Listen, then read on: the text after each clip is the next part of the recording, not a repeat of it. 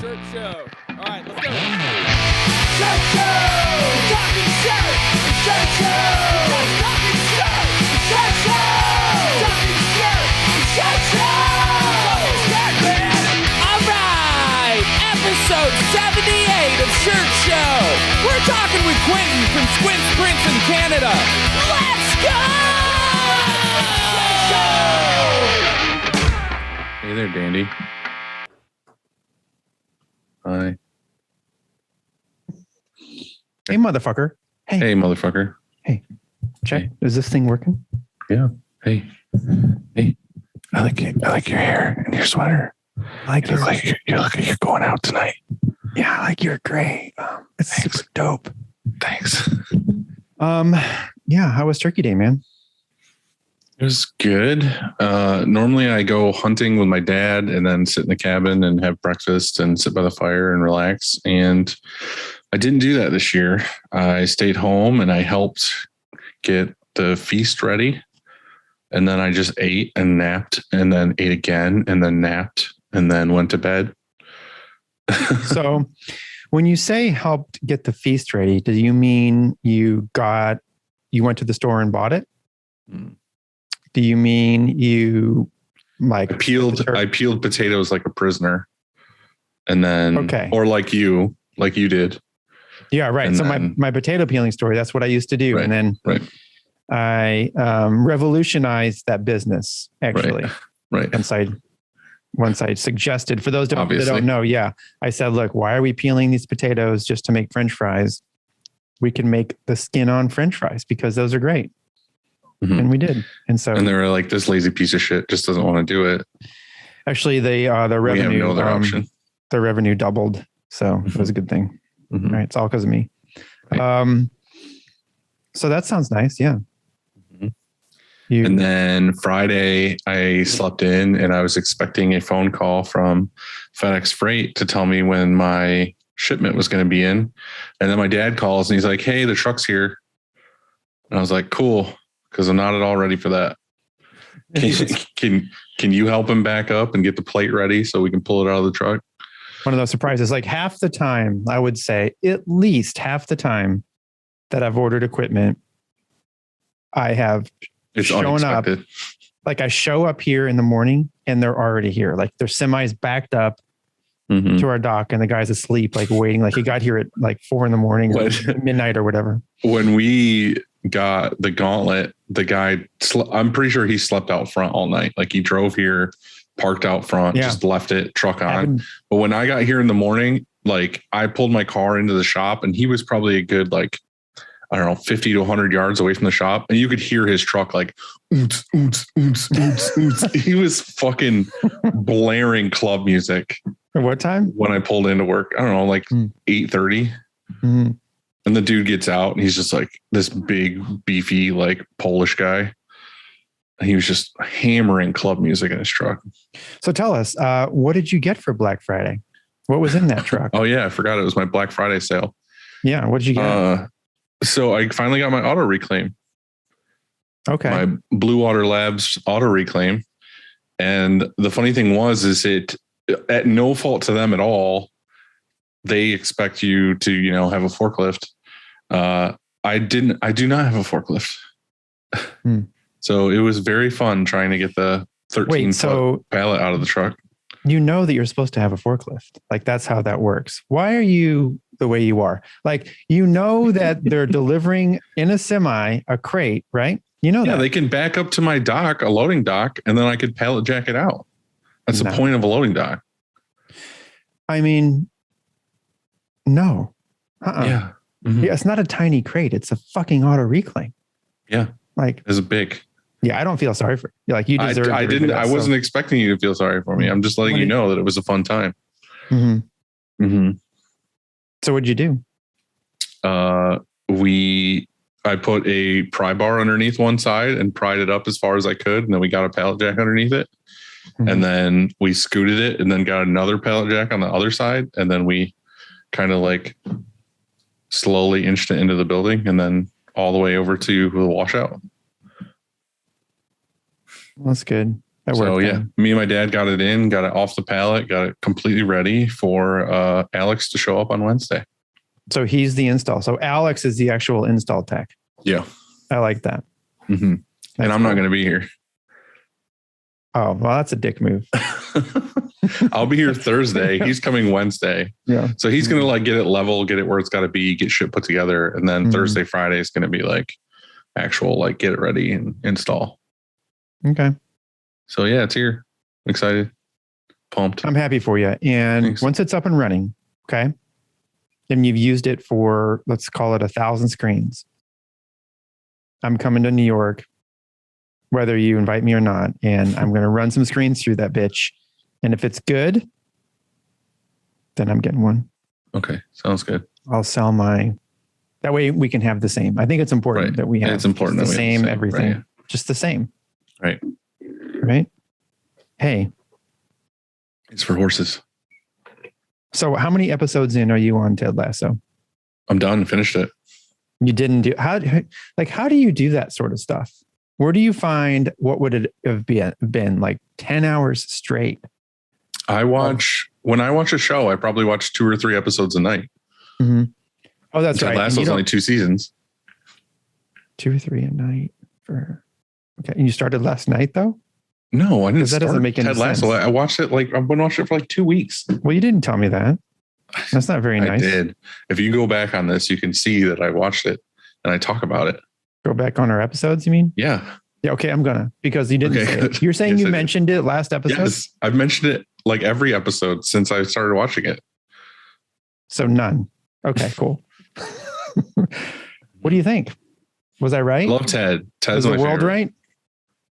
Yeah. Ted's good. Awesome. I don't want to ruin it, but Nate is basically Randy. Mm-hmm. Yeah. My Randy. Well, here's the thing. Like you start off, check this out. Check that bad boy out. So sexy. Mm-hmm. Here's the thing. I love the quote when it says, all right, fellas, you got to remember your body's like day old rice. If it ain't warmed up properly, something real bad could happen. There's like a million. All of his little things. Right, there's like a million really good ones. There's a million. And while we're on that subject, guess what? I have chicken butt. Right. That's what it was. Mm-hmm. That's what I had written down. That's what I typed chicken up butt. Here. Yeah, nice. That's what I typed up. Cool. Hell next. Yeah. No, Tyler at TC Screen Printing. He sent me. Love him. Love that man. A dad joke. Hell yeah. Yeah, he sent me one too. It's maybe the same one. He sent this to me randomly a few days back, and it says, so you may know the answer. What is green and not heavy? Green and not heavy? Yeah, green and not heavy. I don't know. Money? It's true. It is true. But no, the answer is light green. Nice. You like it? Yeah. So it's an effective dad joke because you were like, mm-hmm. Yeah. Mm-hmm. So thanks, Tyler. Hey, my wife says I'm cheap, but I'm not buying it. Yeah, she probably really does say that though, right? Yeah. Actually, no, that was mean to say. You know what? I bet you she says that you're very generous. We're always, when we're out and doing things, and not even that, just in life, you're a generous guy. Thanks. You are. I feel that way. I don't think you're cheap. I like to pay it forward. Tell your wife she's wrong from you. Yeah, fucking okay. So wrong. Hey, did you know that you can use disposable masks to brew espresso? Yes. Because they're coffee filters.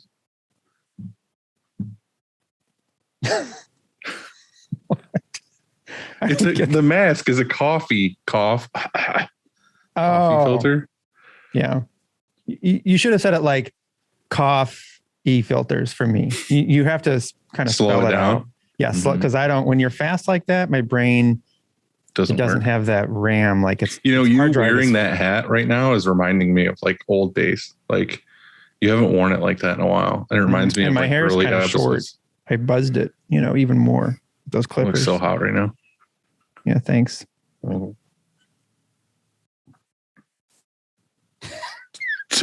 So tell me about your week. No.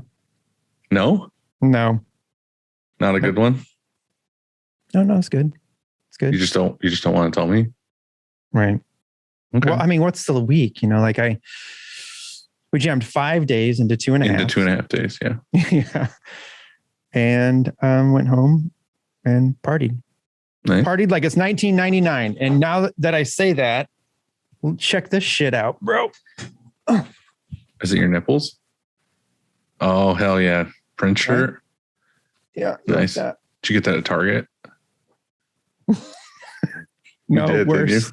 No worse. Old Walmart? Old Navy? God damn, you buy shirts at Old Navy? I don't know. I was there and I was like, there's a Prince shirt. Okay. Mm-hmm. Sometimes you're just in a place. Mm-hmm. You know what? We should say a couple of things like that, what we're thankful for. And so you could kick it off here and you could say you're thankful for tea. No. Tea exists. Yeah. No, tea exists. Yes. And I love it. Mm-hmm. It is the most refreshing beverage in my opinion. Mm-hmm. I like it a lot. But what I'm thankful for is you. I'm thankful that you're in my life, Andy. That sounds so sincere. It is very sincere. It's so sincere. Well, I love you, buddy. I love you too. Dylan, I also thankful for you. You stole it. You stole it from me. That's what I said. It didn't feel as good. Didn't feel real. It did. Well, what else are you thankful for besides me? I'm thankful for everything I have. I have a pretty rad life. Okay. Yeah. Truly. Well, that's not very descriptive. Like I'm thankful for my shop. I'm thankful for my employees. I'm thankful that my kids are rad. Okay. I'm thankful that I have the things that I have and I like doing everything that I do. I have a fun time. It's good. Yeah. It's a lot to be thankful for. Hell yeah. Really, and that's important, right? Isn't it? I mean, that's my favorite holiday just only because of eating. It seems like, well, I mean, right. There's some good food and lots of rest and napping and all that kind of stuff. But it almost feels like, or it used to, it's a little bit different this year, but it felt like a finish line in a sense of the year, because dude, isn't it crazy that fucking 2021 is basically almost over? I know. And it always has been that if you just like make it to Thanksgiving, because it's so chaotic and, it's so like all the overtime and all that stuff, you make it to Thanksgiving and normally anyway, it starts to taper off a little and you can catch your breath and all that kind of stuff. But not so much this year, it seems. Not in sight. But I'm okay with that. It was slightly lighter, like slightly light green. Sort of, in the Monday, Tuesday, especially Wednesday, you could tell that people had Thanksgiving fever and they were all leaving town or whatever they were doing and their phones slowed and all that kind of stuff. But we'll be back Monday and it'll just be banging again. Back to normal. Yeah. Mm-hmm. It's weird though, but I always looked at it like that. And that's why I love this time of year. The weather's good and all that kind of stuff. But it's been snowing here every day. Has it really snowed there yet? It was 57 today. No, it's like fucking 20 something right now. And it was snowing all day. Okay. Well, we better get this going because it looks like Quinten is here and we haven't talked about any of our partners. Mm-hmm. You see where it's coming from? Mm-hmm. We're going diagonal. I'm not wow. Able to. Are you going to make it? No. There you go. Yeah, fuck.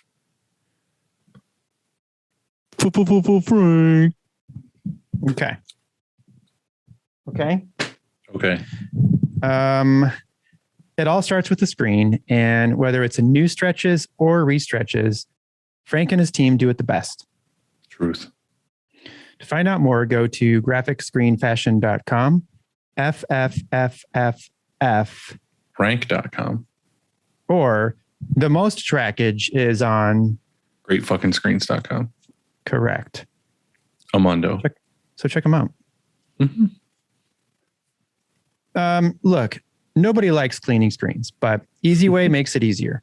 Truth. Their line of eco-friendly chemicals will help you keep your screens and your shop clean. Yep. Check them out. Yep. Check them out at easyway.com. Easy Way. It's the easiest way. Truth. Truth bomb. Monarch makes ink. Oh, true. So including everyday white, matte black, so matte, and a high opacity mixing system that gets you colors big. fast. And Learn more at monarch.com. Ink better, print better, be better. Monarch. No, you missed the most important part. Live Moss. There it is. Yeah.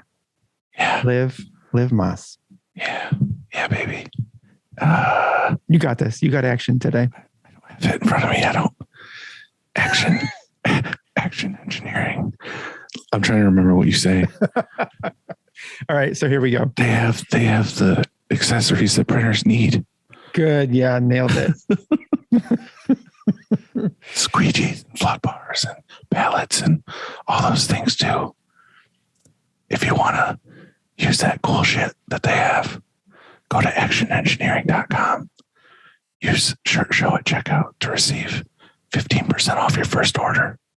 Hey, dude, our guest today is Quinten Thoen. You like that? I think I did Thoen it right. Or Thoen?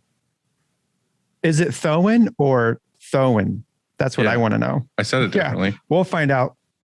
No, you didn't. Yeah. No, you didn't. That's okay, though. And he is from Squint Prints in Saskatoon, Saskatchewan. That's made up. It's true. Yeah, Saskatoon, Saskatchewan in Canada. Way, way up there.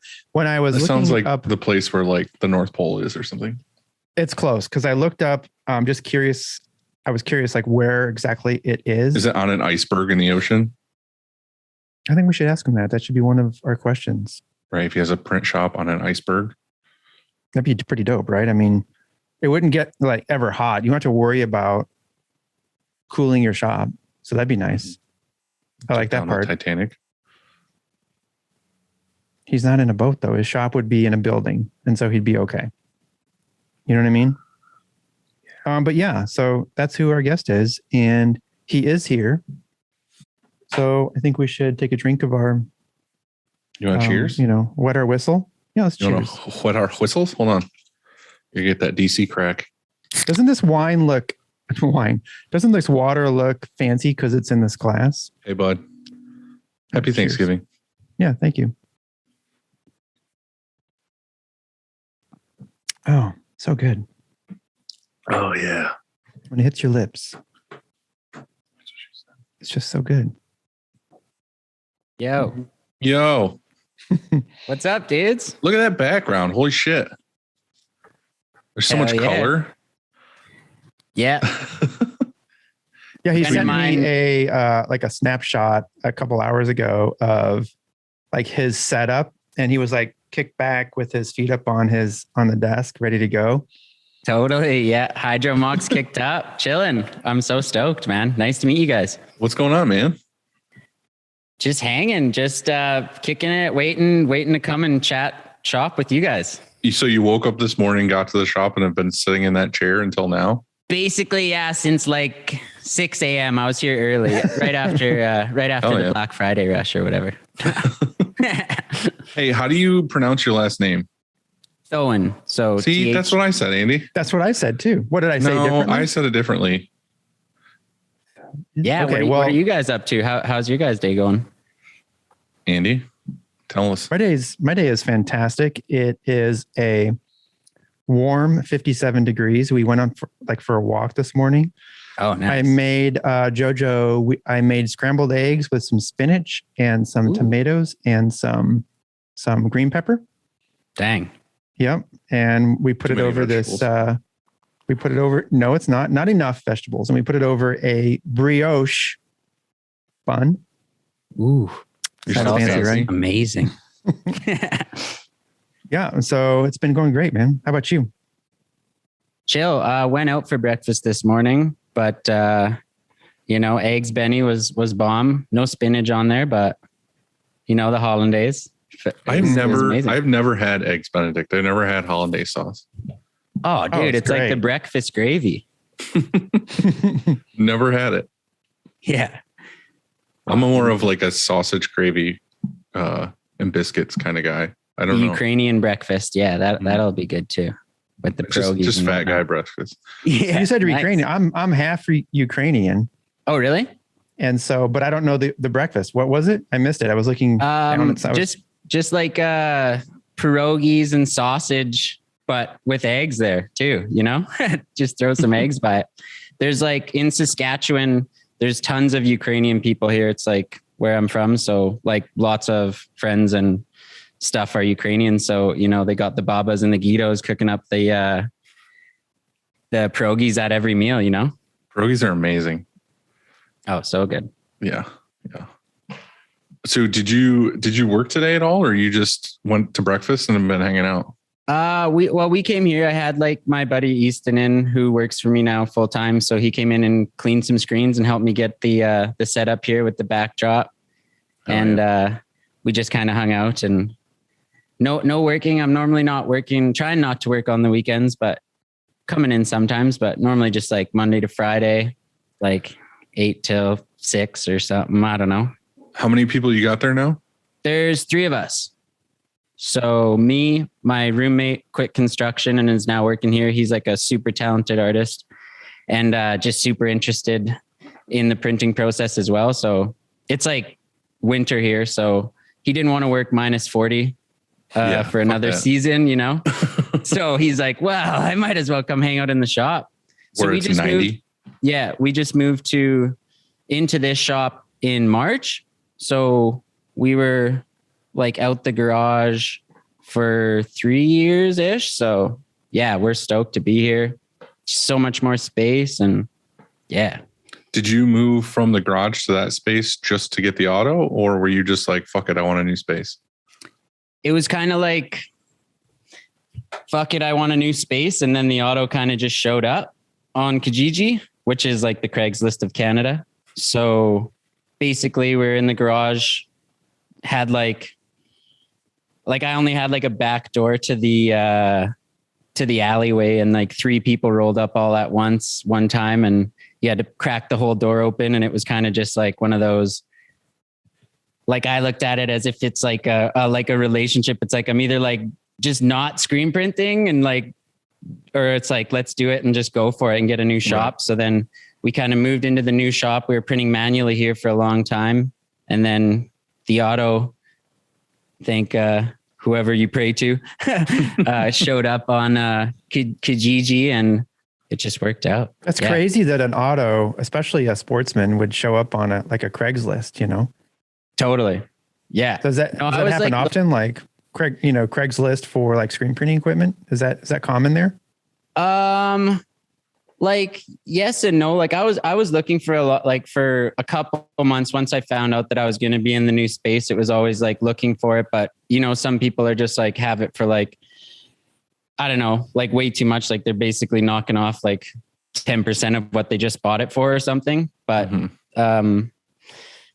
like yes and no, like this, like I kind of have a funny story with this one. Like I've been looking for a long time and then was just hanging on the couch and pulled up Kijiji, and I like set up alerts on it so that it just lets me know if somebody ever does post something.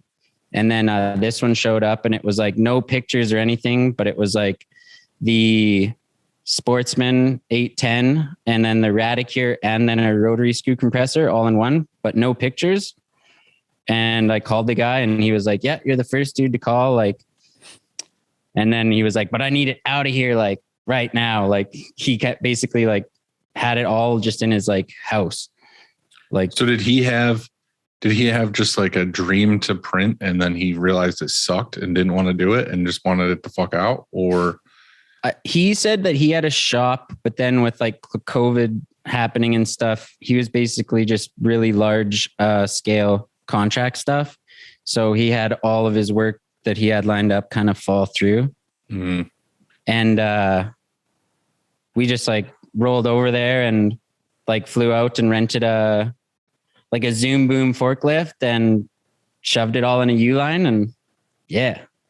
This was awesome. In where? In Saskatchewan or no, where this was in Kelowna, like just outside of Kelowna. So in BC. So just in the mountains. Yeah. So how far was it from you then? Like 14 hours drive.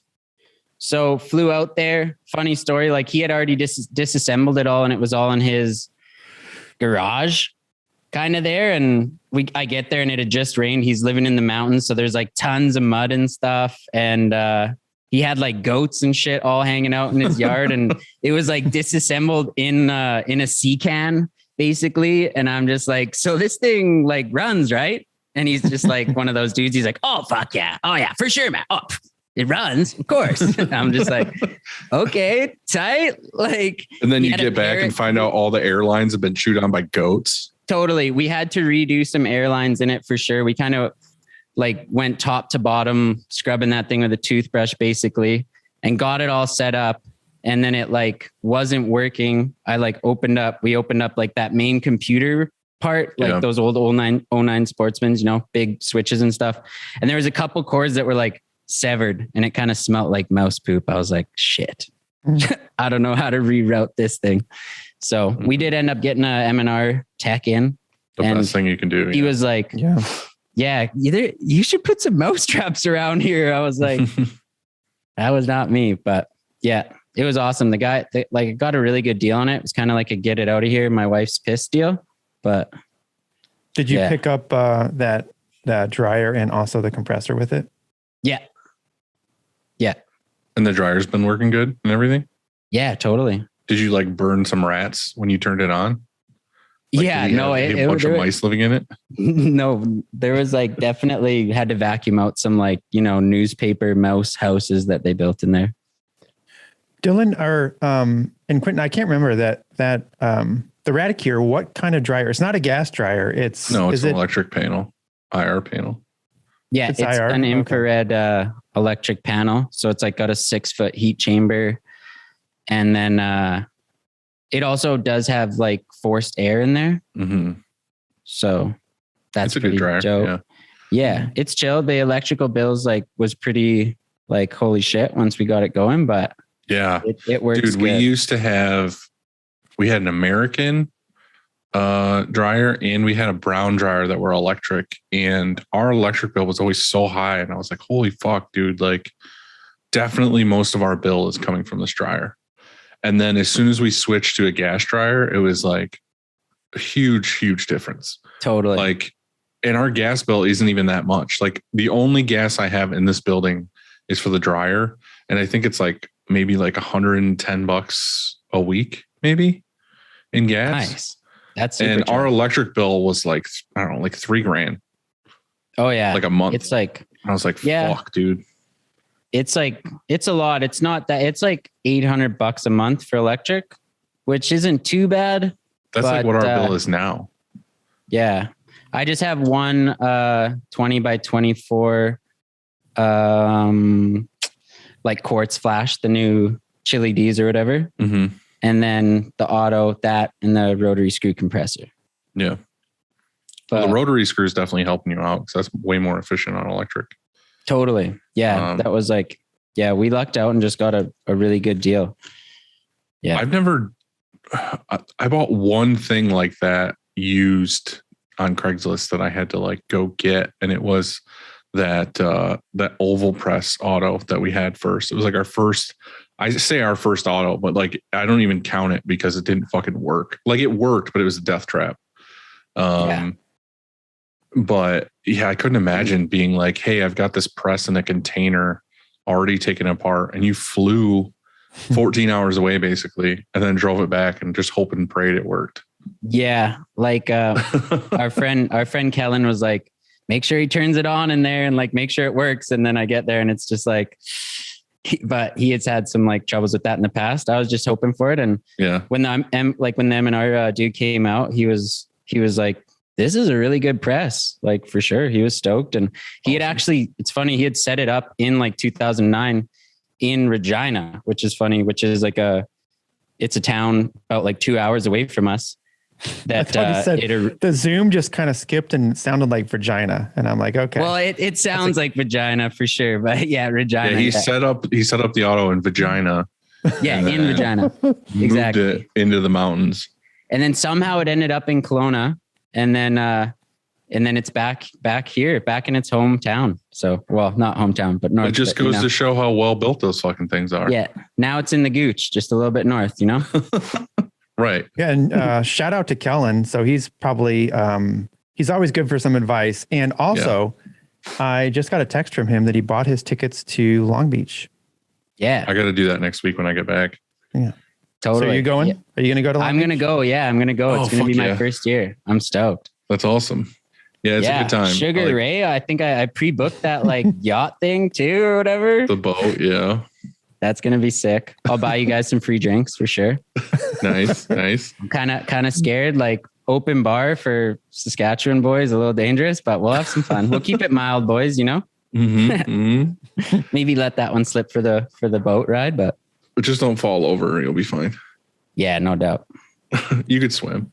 Yeah, but no, Kellen is he's always helped me out with shit like that. It's awesome. Kellen, yeah. Like He's he a was really the good dude. first kind of bigger shop after I started like going on Instagram and seeing so much more screen printing and stuff like happening, just like all these other bigger operations, and like him also just being like, yeah, just shooting a message being like, what are you guys running? Or like, what ink are you using? How do you like it? The pros and cons and stuff. And the screen printing industry has just been so nice and awesome for stuff like that. You know, It's really cool to be a part of.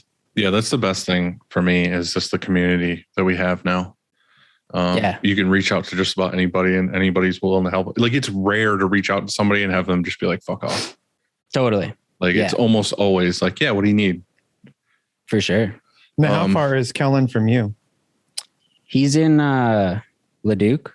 So it's like a 5-hour drive west. It's not too bad. No, it's not too bad. I've checked out his shop a few times. I was just going there and snagged a squeegee sharpener that he found for me. Yeah, I was going to say, Kellen's one of those people that scours, what is it, Kijiji, you said? Yeah, Kijiji or whatever, you know. Yeah, so like I feel like he is always, you know, scouring that stuff and getting great deals on like equipment or... Totally. I messaged him. I was like, do you like, because I never had a squeegee sharpener before, and was like, do you guys need one? Like, how often do you use it? And then like next week, he's like, you want this one? I was like, for sure. He transferred him some cash. He went and picked it up. It was dope. Nice. You know how we always talk about like a East Coast road trip, shop tour, I guess I should say. We need to do a Canadian one, although it would be a lot harder. I know. That's being like, hey, let's just go visit all our friends in Canada, and it'd be like us driving all over the US to like see them. Totally. Yeah, it's pretty. There's definitely some long treks from where I'm at to like get to Alberta. The next major city is definitely like a good 7-hour drive. There isn't as much like little casino towns between, you know? Yeah. It's like, I don't know why, but like in the US, we think of Canada, we think of like Toronto. It's like, oh, everybody's like near Toronto. And it's like, totally. No, dude, it's like this whole fucking thing. Yeah. So yeah, I feel like we would have to just plan something. I don't know where we would go, but we can all meet up in Long Beach. That's a little nicer. Yeah, Long Beach is nice. And plus, it's warm. Yeah. So I'm down for that. Tell us how you got started. So I basically was just looking for a job out of high school. I'd worked, I went to for 1 year university in business and then dropped out of that. That wasn't really my thing. And then was doing some like drywall delivery job, which was the worst. And then this shop in town, Hard Press, they were looking for someone to start screen printing. Worked there for a year. They used to do a bunch of custom stuff, but then like quit. And then I just kind of, so like working there though, I remember like the first time they had like just like 2 manual presses. Walking downstairs during like the interview, he's showing the shop around.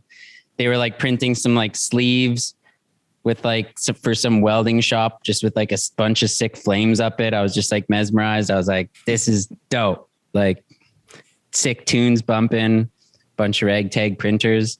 It was so then I was like, all right, tight. Started printing there for a bit manually for like a year. And then they kind of grew and quit doing custom stuff, doing more like their retail, like they do this like Sask stuff and they just blew up. So everywhere you go, you see their shirts, but there's kind of an opening in the market. A friend of mine was doing some manual printing. He had a press that he kind of just gave up on it and had a press, a little 4x4 Shoba, which is kind of like a Benmar. They kind of copied their style. It's like made in Canada. And then I was going to say, I've never heard of those. Yeah, I just kind of started doing it out the garage since then. So that was 4 years ago now. Do you feel like because I kind of talked about this a couple times. It's a little different because you're going out on your own, but do you feel like you were trained well as a printer at the place that you started at? I had that very same compared to where you are now. You know, because you said you started as a manual printer. I thought to myself, like, you just started, printing manually. I mean, who trained you to do that?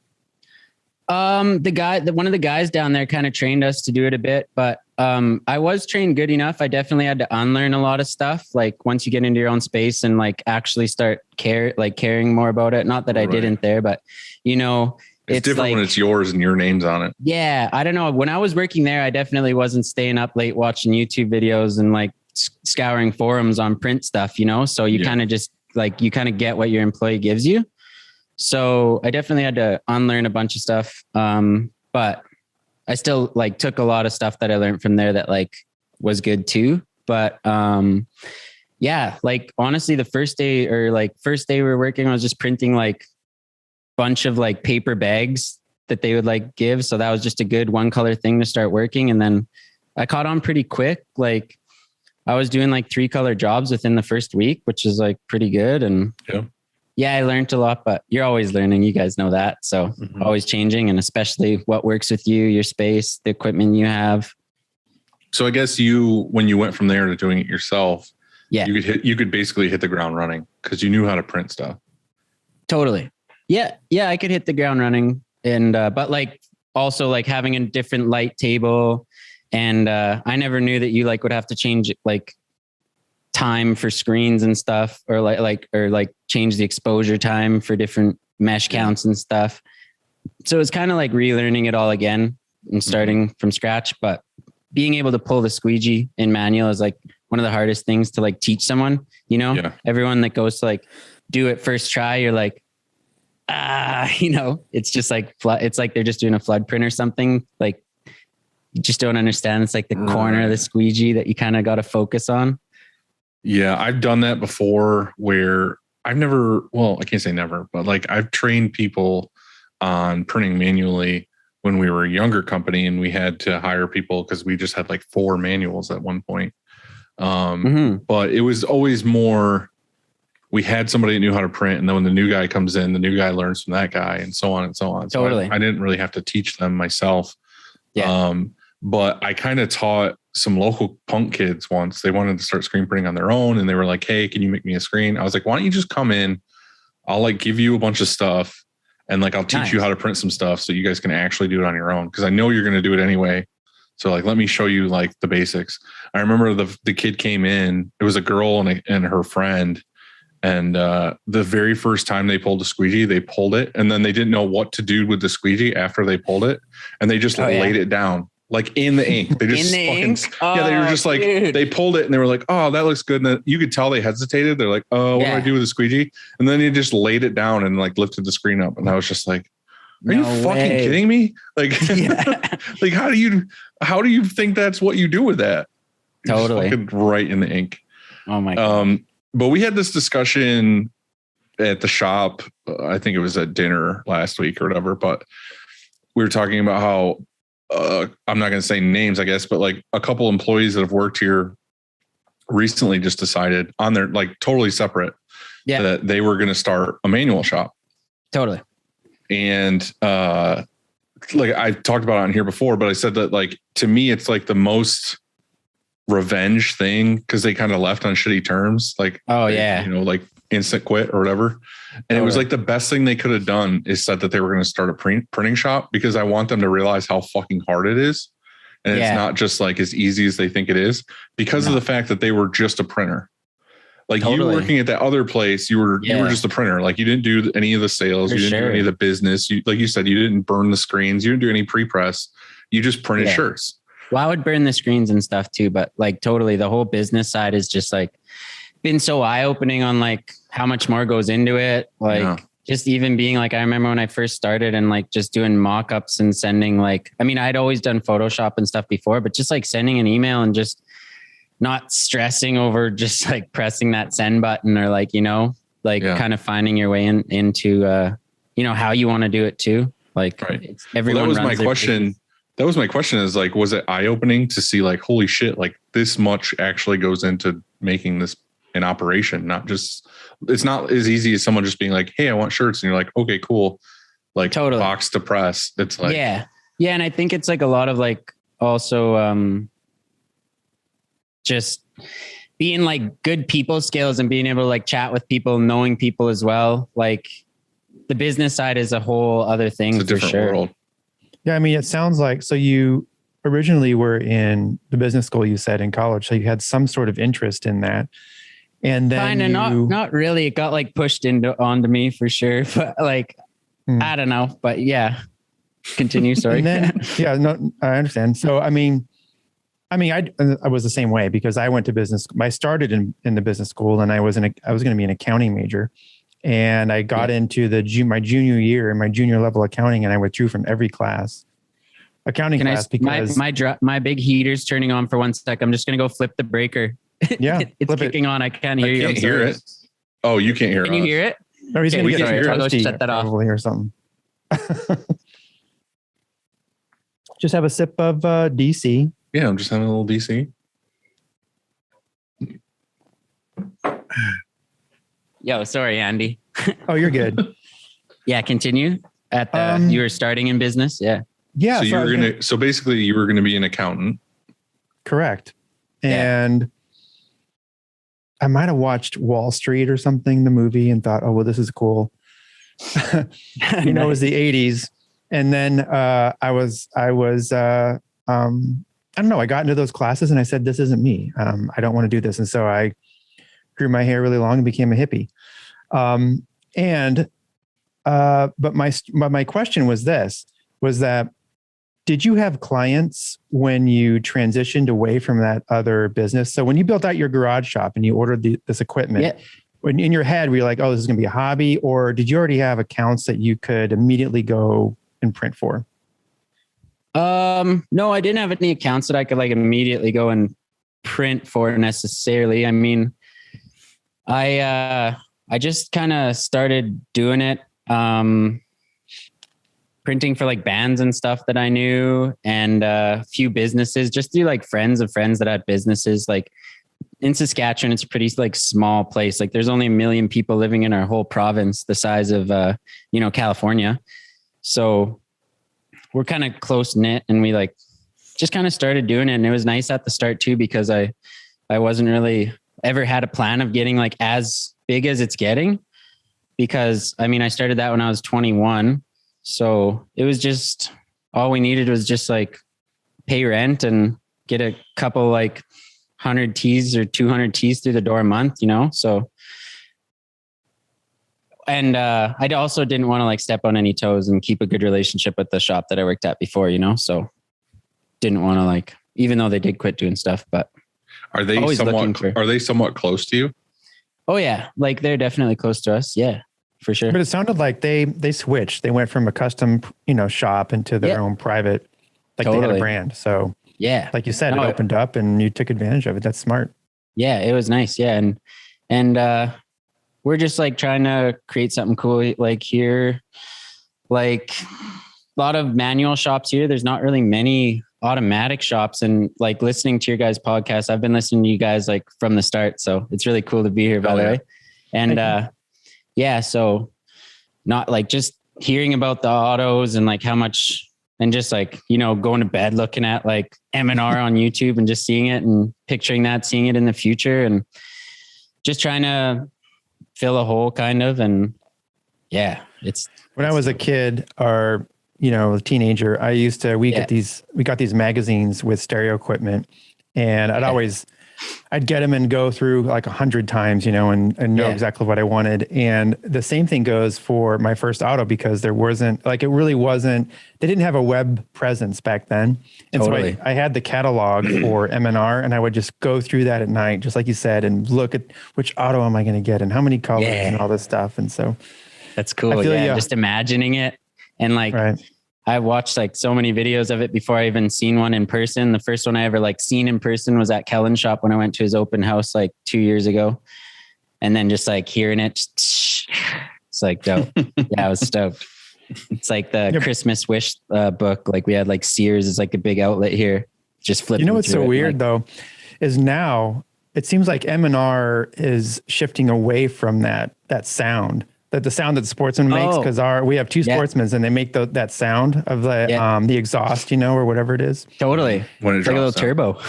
But now like your Gauntlet too, Dylan. So and our Cobra, they're so quiet because the dryer's louder than the press. You can't even hear the press. Totally. It's crazy. Yeah, I was like, I just had this conversation with Tom on the phone the other day because I'm talking about getting another press, and the one I want to get, he's like, it's like you can't hear anything. He's like, it's just so quiet. And I remember when you first got the Cobra, Andy, you were like, it's dangerous because like you don't fucking know the thing's running.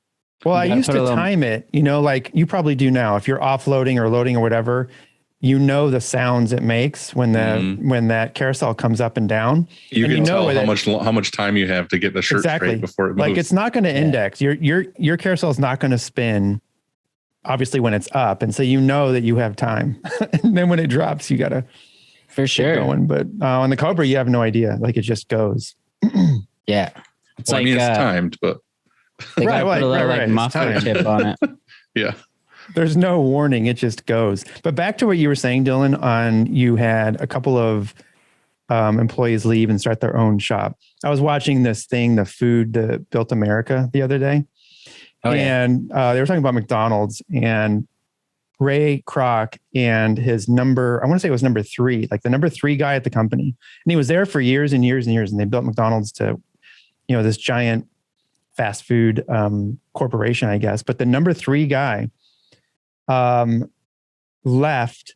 Burger King called him. They said, "Hey, come talk to us." And so he went and met with Burger King and said, "Yeah, okay, what's going on? What's up?" And they offered him a job, and he took it, and he ran with it, and he turned Burger King into basically what it is today. And it's so funny because while he was there, they were talking about the Egg McMuffin and introducing it because like we're going to make this egg. Actually, it wasn't even a sandwich. It was Eggs Benedict, and they had 2 of them. And because it was open faced, and Ray's like, you know, nobody's going to go through our drive-through and then just like use a fork and knife on this Eggs Benedict looking thing. So they put it together and made a sandwich out of it, and they called it the McMuffin. Well, the dude, when he left McDonald's, he gave Burger King the croissant or whatever it was. You know what I mean? How they made the croissant. Yeah. Yeah. They just put it on the croissant instead.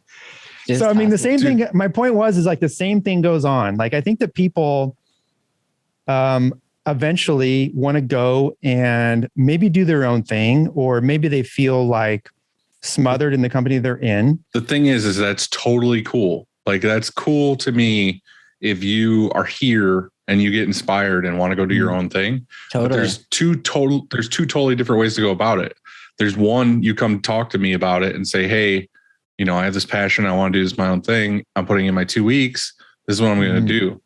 Both of these scenarios didn't fucking go down that way. They found a fucking like fairy tale excuse to quit and just like quit one day. And then the other one, no call, no show, sent a text message and said, I quit. Yeah, that's and just didn't show up. And now they want to start fresh out. Fuck you, right? Right. That's the fuck you. Right. So I'm just saying, like, if you were like, and I've had this conversation where it's like, dude, if he would have literally came into the office and said, hey, I want to go do my own thing. I'm thinking about moving, whatever. I would have been like, dude, whatever. That's cool. Like we're friends and I want to do anything I can to help you. Right. Yeah. Like I said, I would have called places that I know in that area where he's moving and been like, hey, this guy's been with us. He's really good. You know, all this other stuff, like hooked him up with a job until he got his feet wet.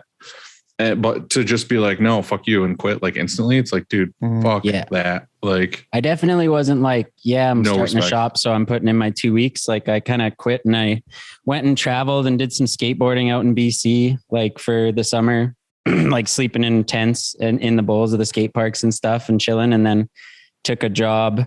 We did some wild rice harvesting. So it's like a fly in, fly out, like in northern Saskatchewan, you like long grain black wild rice. I don't know if you ever had it, so that's where it's like native to.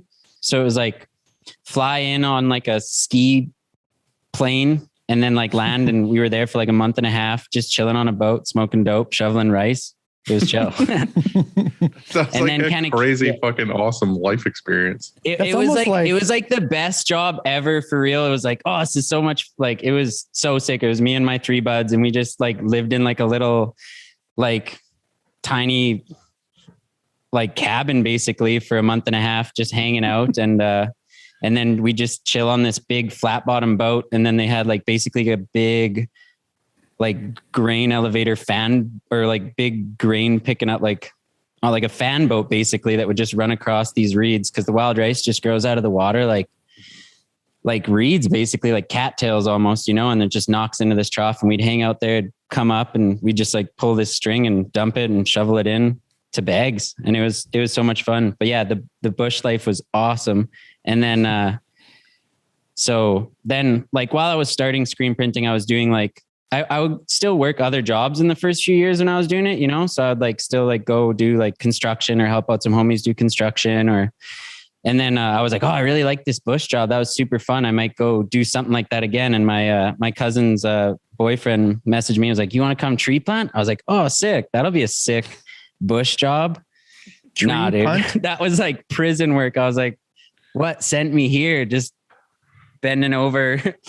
Dude, that reminds me of when I first started living at Chris's house when I was 16 or 17. And we, back in those days, our main goal, like you guys were saying, like circling magazines and stuff, was like, we would look in like the music magazines and look at like the amps we wanted for our band and everything, but we had no money at all. Like we were fucking broke as fuck. And we had a buddy who was like, he's like, hey, I got this job. If you guys, need money, you can come work with us. And I was like, we were like, all right, cool. Like, fuck it. Let's go do it. It was like summertime. And what he did is he picked fieldstone. So like, I don't know if they have that in St. Louis, but in Pennsylvania, like in New York, there's tons of like stone walls for like farming and stuff, like old school, long ass fucking stone walls. So you would go pick those apart, or you would like, they'd be some that like all fell over and you would just like pick stone up and you put them on pallets. And then the guy would basically like pay you per pallet, but it was like it was like basically like a highway robbery. Like, I think it was like 20 or 30 bucks. They gave you a pallet, maybe 40 bucks. I doubt it. I think it was like 20 bucks a pallet. Yeah. But it would take you all day to stack a pallet. Totally. Because you were like digging rocks out of the dirt. It's not like there was just a pile of rocks and you were like, boom, boom, boom. Like we were literally like with our fingers, like scraping fucking stones out of the ground. And like stacking them on a pallet. And it was funny. We were in the middle of like this field and there's like 4 other dudes there, but all the other guys are like scummers that are just like, they were just pieces of shit that didn't really want to work. And they were just like getting high all day long. And me and Chris were like, no, we want to make money because we want to like buy this band equipment. Get so these guys so we can get these things quicker. Right. Like these guys were like, oh, you'll get it eventually. Like, don't worry. You like, maybe you'll be able to stack a quarter pallet today or whatever. Yeah. Me and Chris on the first day crushed it. And we did like, I think like a pallet and a half or 2 pallets. Yeah. And these guys were like blown away. They're like, oh, how'd you do that? We're like, what do you mean? How'd we do that? We didn't take 900 fucking bowl breaks. We just like stacked a pallet full of fucking rocks. Yeah. And it was like, we did that for like, I don't even know, like maybe a week. And I told Chris, I was like, fuck this, dude. I'm not doing this anymore. This is stupid. It's like, fun doing a shitty job though with homies. Like I will say the tree planting, the job sucked, but I still like took a lot of good memories from it. And it sounds awesome. Like I have a cool story about like digging dirt and somebody just being like, fuck, this sucks. Just laughing your ass off about it. I'm so glad that I had a lot of odd jobs that I hated. Some of them I liked, but I had some that I hated, because then you figure out like what you don't want to do. You're like, hey, look. And also, even if it's maybe something that inspires you to like do something, to do better. You know what I mean? Because oh, for sure. You're like, oh shit, I just worked all day long for what? Like, I don't know, like $50. And you think that's not going to work. And so you I don't know, it motivates you to do something else. Well, the funny part is the opposite too, is that like, I've had people that worked here for years that this was their first job. And then they get that mentality of like, oh, fuck this, I'm going to go work somewhere else. Like I got offered to work here for like $1 more or whatever. Yeah. And then like a month later, they call me and they're like, this fucking sucks. Like I actually have to work here. And I'm like, yeah, when you were here, you fucked off all day long. When you work there, there's like managers over you being like, get the shit done now. Or like they work in a freezer or something. Just a different vibe for sure. Yeah. Like an actual job. Like you're like 2 minutes late and it's like, where are you? It's like, man, what? Right. Screen printing world's a little different. Yeah. All right. Back to you. I was distracted. Sorry. Yeah. Oh yeah. And that was the thing too, with planting trees. It, like you were saying, it's like, it was 10 cents a tree. So, and I've been screen printing for, I think like 2 years or something, but I was kind of running out of cash. So I was like, might as well go get some coin, I thought, and, it was like every 10 cents, I'm just like, man, I could just print 50 tees today. You know what I mean? It was. So what did you do? Did you just like shovel a hole and put a little tree in? Yeah, you just basically got like a big ass tool belt with like 2 patches on the sides with, I don't know, like you can shove like 50 or 100 trees or something in your satchels. And then you just have like a little shovel, shove it in, pull it back, shove a tree in, kick it in, and keep going. Just do that. Sounds like it's really good for your back. Yeah. Oh, it's super good for your back. Yeah. And then like I was in the Shield, like it was in Manitoba. So it's like in the Shield. So it's like super rocky. So you just like go and rip the shovel down and just bang a rock and just, it was good. It's funny to think of it like all these charity companies that are like, oh, for every $1 you spend, we'll plant a tree. Yeah, to know that there's someone like you that's just like fucking 10 cents. Yeah. It's funny. You can definitely get in the zone, but like some days you can't. And yeah, it was good though. Definitely a good experience. Like you said, figure out what you don't want to do. So it sounds never like again. So I got a question for you. About a little over a year ago, saw an Instagram post from you and it instantly became jealous. And I was like, no fucking way. Ed Bassmaster. I know. I remember it didn't even occur to me that there was a cameo thing or whatever. I'm like, oh my God, how does this guy know fucking Ed Bassmaster? I know. And I shouldn't have let you know, man. I was like, damn. As soon as I messaged that and you're like, I was like, no, for sure. That was so funny. Yeah. The cameo. He was like having a deal for $50. So I just like said, say something about how like Squints print sucks or something. And then he's just like, does it in that funny thing. And is like, Squints prints out here printing on shitty Gildans, up your quality, bud. Yeah. If you're listening, go check out the Instagram. It's super funny. I'm going to try playing it. That's the, would you look at this guy? Yeah. Yeah. That's like, would you look at this? But he has his like, there's all kinds of characters. We do that. We do that all the time here at the shop. Like if someone brings in a test print and like someone's across the room, Brian will go, would you look at this? Hey, yeah. Oh, that was like the classic one. Yeah. Try and make it work. Okay. Hold on. Would you look at that? The first thing I think of when I see a t-shirt printed by Squints is, oh, would you look at that? Just take a gander over at that t-shirt that Squints made. Would you look at it? Oh, it's so nice and shiny. So nice and shiny. Yeah. That's genius though. Like that's awesome marketing. And I was like, oh my God, I've got to have him do that. You can go to Cameo and there's tons of people that will, like celebs, that will say something for $100. Some of them are way more, not $50. Some of them are like 500 and or whatever. And I think Ed Bassmasters are more too, but he was just like having a deal one night and me and some buds were like hanging out, having some beers. And we were like, man, should I just send him it? It's $50. Fuck it. And like the next morning, everyone was like waiting, like, did he send it yet? Did he send it yet?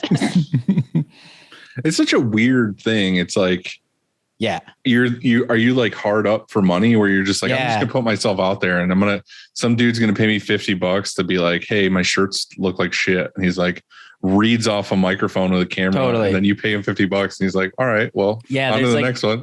Definitely different levels of like fame and stuff too, where it's like, sometimes it's like, yeah, you $100? Nah, I'm good. they'll call and wish somebody a happy birthday though, and stuff like that. You know, it's not always that sort of thing, but no, I know, but it's just weird. Yeah, it's just like something like people like maybe like breaking up with their girlfriends or something over it too. Get like Dwayne The Rock Johnson to just like break up with you with your girlfriend. I don't know. That seems worth it. That seems like a service in itself. There's like you always see those things online where it's like a hot girl will say for $500 I'll go to your funeral and just like cry over your casket so that everyone thinks that you just had this sexy side piece. Yeah. The whole other people's families there. Dang, that'd be ridiculous.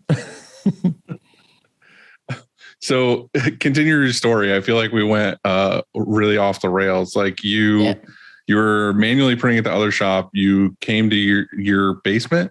No, it was in the garage, but my washout booth was in my basement from the detached garage. So that was down in the basement. But yeah, just like printing in the garage. So I was doing that for like three-ish years. And like I was saying, just that was going really good. Near the end of it, it was getting pretty crazy. I mean, you guys know when you get a shit ton of hoodies, like the garage was filled and I don't know where to sort them. You know, we had like one table, a couple tables in there. So it was just kind of like came to a point where it was ready to find a new space. So started looking, and this place that I'm in right now, it's like 1,500 square feet. It used to be a huge 8,000 square foot cabinet making shop. But the person who owned it like renovated it and turned it into 4 separate bays. Mm-hmm. So that was really sweet too, because we found it while before renovations. So it was nice to be like, I got to like choose where water went and stuff. Yeah. So everything's super close, which is really nice. So right beside my press is the washout, like screen reclaim room. So you're not walking across the shop and everything's super close, and kind of just got to map it out. So then it was also a longer process of planning out the design, where I wanted stuff to be. And yeah. You were saying that your area isn't that populated. Is that good or bad for business now? Because like, are you mostly focusing on local stuff, or are you trying to do a bunch of stuff online? Or it's mostly local. Yeah. I'm in the biggest city in Saskatchewan. So I think there's 250,000 people living in Saskatoon. Okay. So you got enough people to keep going. Like, oh yeah, you don't run out of businesses to be like, no. And this is normally, I grew up in Prince Albert, which is 110K, and that's like 40,000 people. Isn't that a piercing? Yeah, that is a piercing. Yeah, you know for sure. Yeah. Don't Google that one, guys. Yeah. But yeah, so then this is it's just a bigger city, and it's pretty artsy too. There's a big music scene here, lots of really good food, restaurants, like just thriving businesses that are starting out. And that's kind of mostly what my stuff is all businesses and stuff. But I recently started working contract printing too, just with this one company here that is really good. So that's awesome. They're really organized, have artwork that's ready, good time frame, and pay on time. So I'm just taking like what is this unicorn you found? Yeah, I just want one unicorn, you know? Yeah. So that's good. I think that's smart. I like, so for us, we have a few contractors and it works out just like you said, but you have to go through several to find those unicorns, but they're out there, you know, people that have their shit together and they give you a proper PO and drop the shirts, and it isn't a mess, and the artwork comes through. And so, you know, they're great to have, because for us anyway, it fills in the gaps. You know, if there's ever, you know, we can have that kind of here and waiting on deck. And, you know, when we have a hole, we just fill it, you know, all of a sudden. There's it's really nice for us. Like, it's really good it definitely pays the bills, and like, that's awesome too. Like, coming in here is obviously a bit nervous to take that step, and that kind of just gives you that bit of cushion that just makes you feel good and not stressing, you know? And like if a contractor like if it goes smooth with the contractor, you have to think of it like the way I think of it anyway, is that we're not spending all of this time with the customer. You know, like we're not at the front counter for 45 minutes or whatever it is. We're not going back and forth with emails. Totally. For however many times for art. And so all that time savings, you're just doing justifies the wholesale price. And so when you get into the situation though, that you are doing all that work anyway, or for a contractor, kind of for sure. Yeah. Then that's the wrong kind of contract. Yeah. I had somebody else call and wanting contract stuff, and they also didn't even live in the city that I'm in, which was kind of like, I don't know. They said they just ship it here. And then they said they mostly do schools and like kids hockey stuff. And I was just like, I always fuck up on, well, not always, but a few times fucked up on school orders, or, there's names, they're all heat pressed on the back. Mm-hmm. Each shirt literally is for a specific person. And those are just always nightmare orders for me. So, and it's, especially being in the city, I think is huge for a contract person. Like these people drop off the shirts. They're all like labeled and just have a good relationship. They're both like it's ran by skaters. Like I skateboard with the dudes. They're like super organized, and they're kind of like a tech company almost in a way. They just have use apps like Slack we message through. So I'm not getting emailed back and forth through a bunch of different people and, getting texts from other people. It's just all just smart and easy for me. It's easy to use. Now, it's funny you were talking about fucking up school orders, and Andy, I know you do a bunch of schools. And I know you on here we talk the truth. So be honest with me. How many times have you fucked up doing names and numbers and tried to fix it with like being crafty with like cutting a number or like splicing together letters? That just like I've definitely done that and been caught. Like you get through an order and you realized you did like the wrong number on another kid's jersey. And then you're like, I have the number 18, but it needs to be 13. And you like cut the 8 to be like a 3 or something. Yeah. That just recently happened to us. We did like 80 hoodies for this volleyball, and it was the lady was just like, let's just do the same logo as last year. So I was like, perfect. I got the film still from last year, but I didn't even look that there was like 2019 to 2020 on it. And she bring them back and was like, the year's wrong. I was like, damn it. We tried to spray it with the goof gun, and it was like, man, these things are going to stink like shit. So plus you'd spend more money in remover than you would in just replacing fucking a couple pieces. Yeah. And like my employee might croak a few years earlier too, inhaling that shit. So we jacked up a spelling about a week or two ago, and we just flipped the A and the E. It was like the word Sager. It was for a school. Yeah. And it was a multicolor front, and then this was just on the back in one color. Yeah. And we sprayed out that A and the E, and then printed transfers, and then just heat transferred it on there. And it worked good? Worked great, yeah. Lucked out. How do you guys my stuff stinks when I use that goof gun stuff. Like, is there a way to kind of get rid of that, or does it just eventually? So I don't know if you've, like, a lot of people have the goof gun and they just have that. And we have the actual, like, a vacuum, I don't know, like a piece of equipment I bought from, I think it was not Rhinotech. Basically, totally. I've seen that. It has like the little arm that comes out or whatever, and you put it on there. You put it on there. And so as you're spraying, it's sucking that solution. Oh, that's like air right out. Vacuum? And so, that's what she said. Yeah. And it's cool. And it exhausts it out. We open the overhead door, and it exhausts it right out. And so it does a couple of things. So one, it doesn't, it reduces the ring. You know how if you spray on there, it stays wet for a while. And then all of a sudden you get that border, that ring. Totally. Of dye. Yeah. And then also it gets the odor. It reduces it anyway, the smell. Yeah. And it's great because I don't know, you don't get shit all over your hands. Deadly. It sounds awesome. And then you don't need to worry about something like it spraying through onto like the multicolor print on the front or whatever, like you're saying, just kind of little arm that comes out. Yeah. And also it's really nice because it's hanging. And so it's on a clip. And so you can't drop it. Like you can't drop the gun and break the nozzle, Oh, it's got like it's like on a hose thing? Yeah, it's on like it winds up. It's like a bungee thing. Oh shit. Yeah, it's on. Actually, it winds back into the thing like a. That's crazy. Yeah, just like an extension cord or whatever. Exactly. Yeah. Nice. So it was really worth it. And I did that because when it was me, it was like just me. I didn't care, and I would just spray out shit. And if I got it on my hands or whatever, I didn't mind as much. But when we have all sorts of people doing it, I wanted to make sure that they didn't fuck themselves up. No, that's a smart call. Yeah. That's legit. Did you guys do any, let's keep on the topic of us fucking things up. Did you guys do any horrible things with chemicals when you were younger and didn't know any better in the shop? As far as like not spraying things in the air and then spraying them in the air and everything? I one time was having a fire in my backyard and was like, we didn't have, I don't know what was going on. A few beers were going down, but I like had like some kind of press wash that I seen was flammable. So I started the fire with that. And I was like, man, that was like not good to be around. Bad idea. Yeah.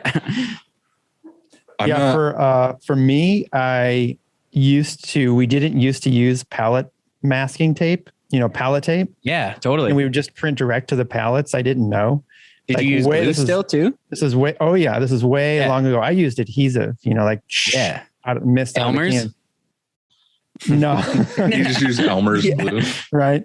But I had I didn't know better. And then to get that off of your pallet, I used mineral spirits. Oh shit. Actual mineral spirits I bought at Home Depot or whatever. And I scrubbed with my bare hands the shit off of there. Yeah.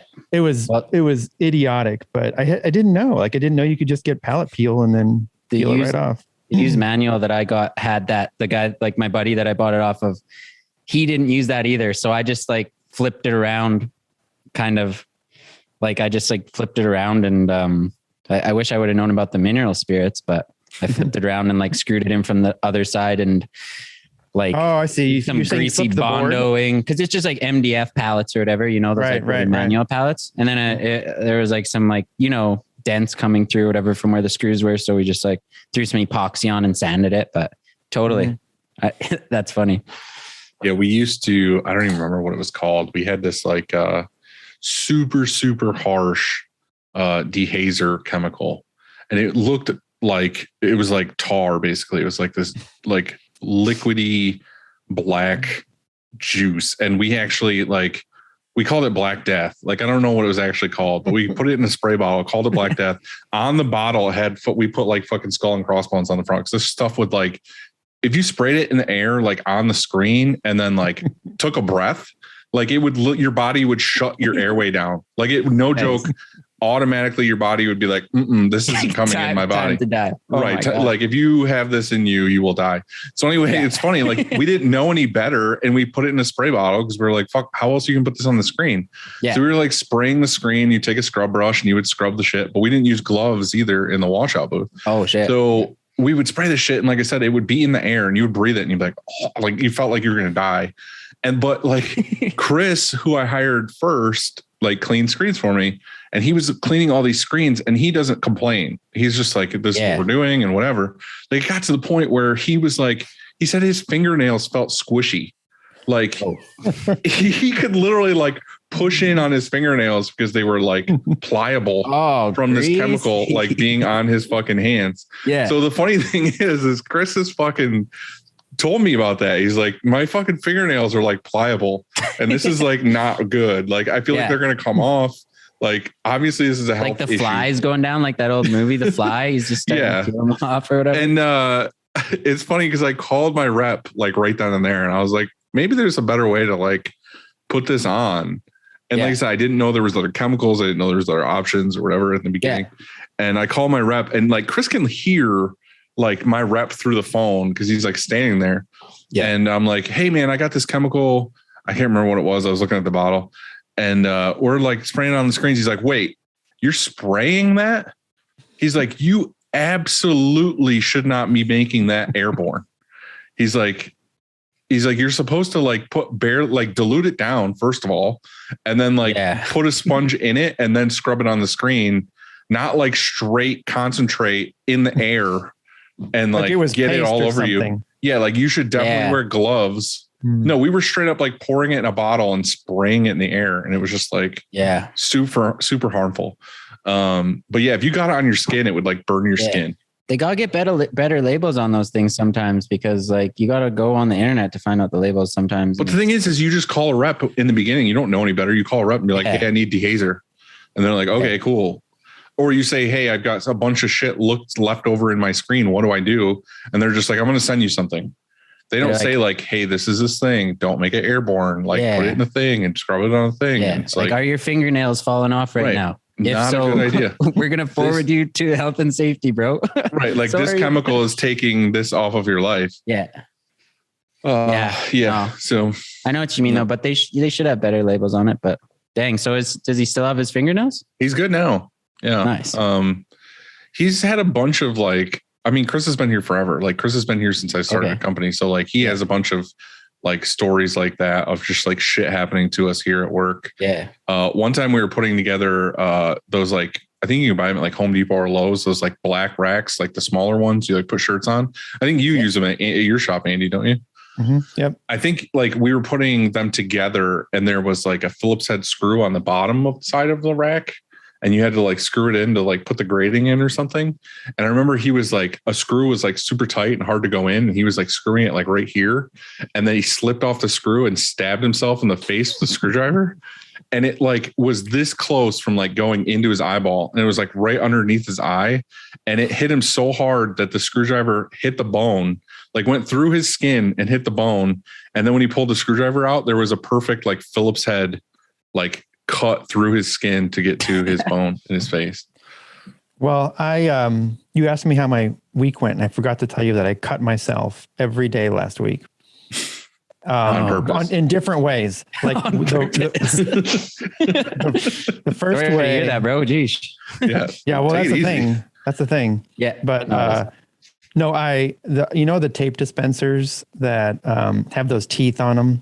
Yeah. We have them on our dryers. Yeah. So I did it. Yeah. Those are gnarly. And so I did it once there. I was closing the garage and, doing the latch thing. Like you push the latch through the track or whatever, and pinched my knuckle in it. And that bled the worst. Like it was a bleeder, like everywhere. Mm-hmm. Like a open wound. Oh yeah. No, yeah. I could tore the kind of one that wasn't a cut, but just like took skin off. Yeah. Yeah. Wouldn't stop bleeding for 10 minutes probably. Fucking Zach, Elder Zach, when he came from the Sportsman to the Gauntlet, like it was like the first week of him being on the Gauntlet, and he was putting a screen in and putting it in the tri-lock or whatever. And I was standing there and Bill was standing there too. And like he had his thumb, or I think it was his thumb, on the screen. He was talking to us about something. He went to lock the screen in and he had his thumb on top of the screen and the clamp came down.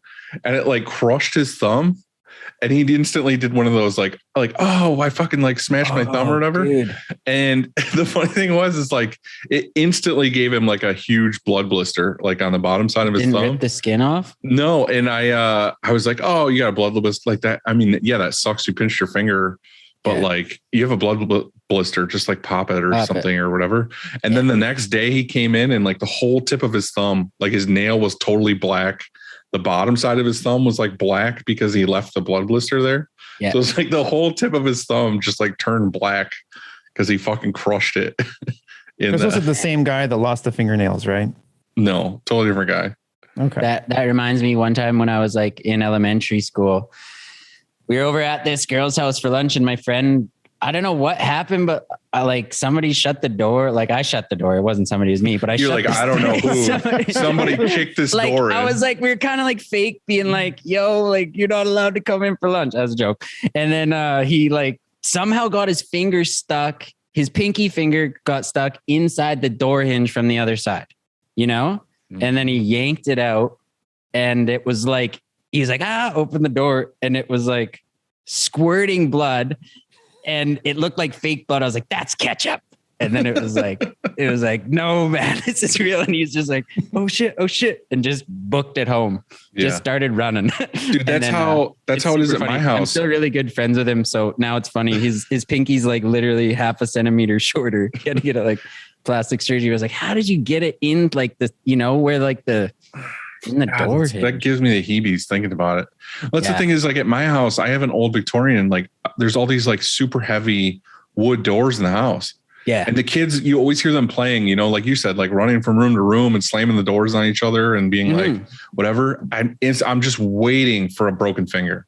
It's a freak accident. Dude, all you're going to do is put your hand in the door jamb and the kid's going to fucking punt the door shut. Yeah. And it's just going to crush your fingers. I was like, I'm just waiting for that moment. How many times have you gotten hip checked by the press? I got it like one time and that was like enough for me. Now every time everyone's standing and checking it out, you know, it's like, whoa, this is crazy. I'm like, yeah, don't go near here. Like at all. I seen that video. Do you have safety bars on yours? No, I don't. They didn't come with one. You know, what's funny. Well, you got yours used, but Cameron was here when we were in Nashville.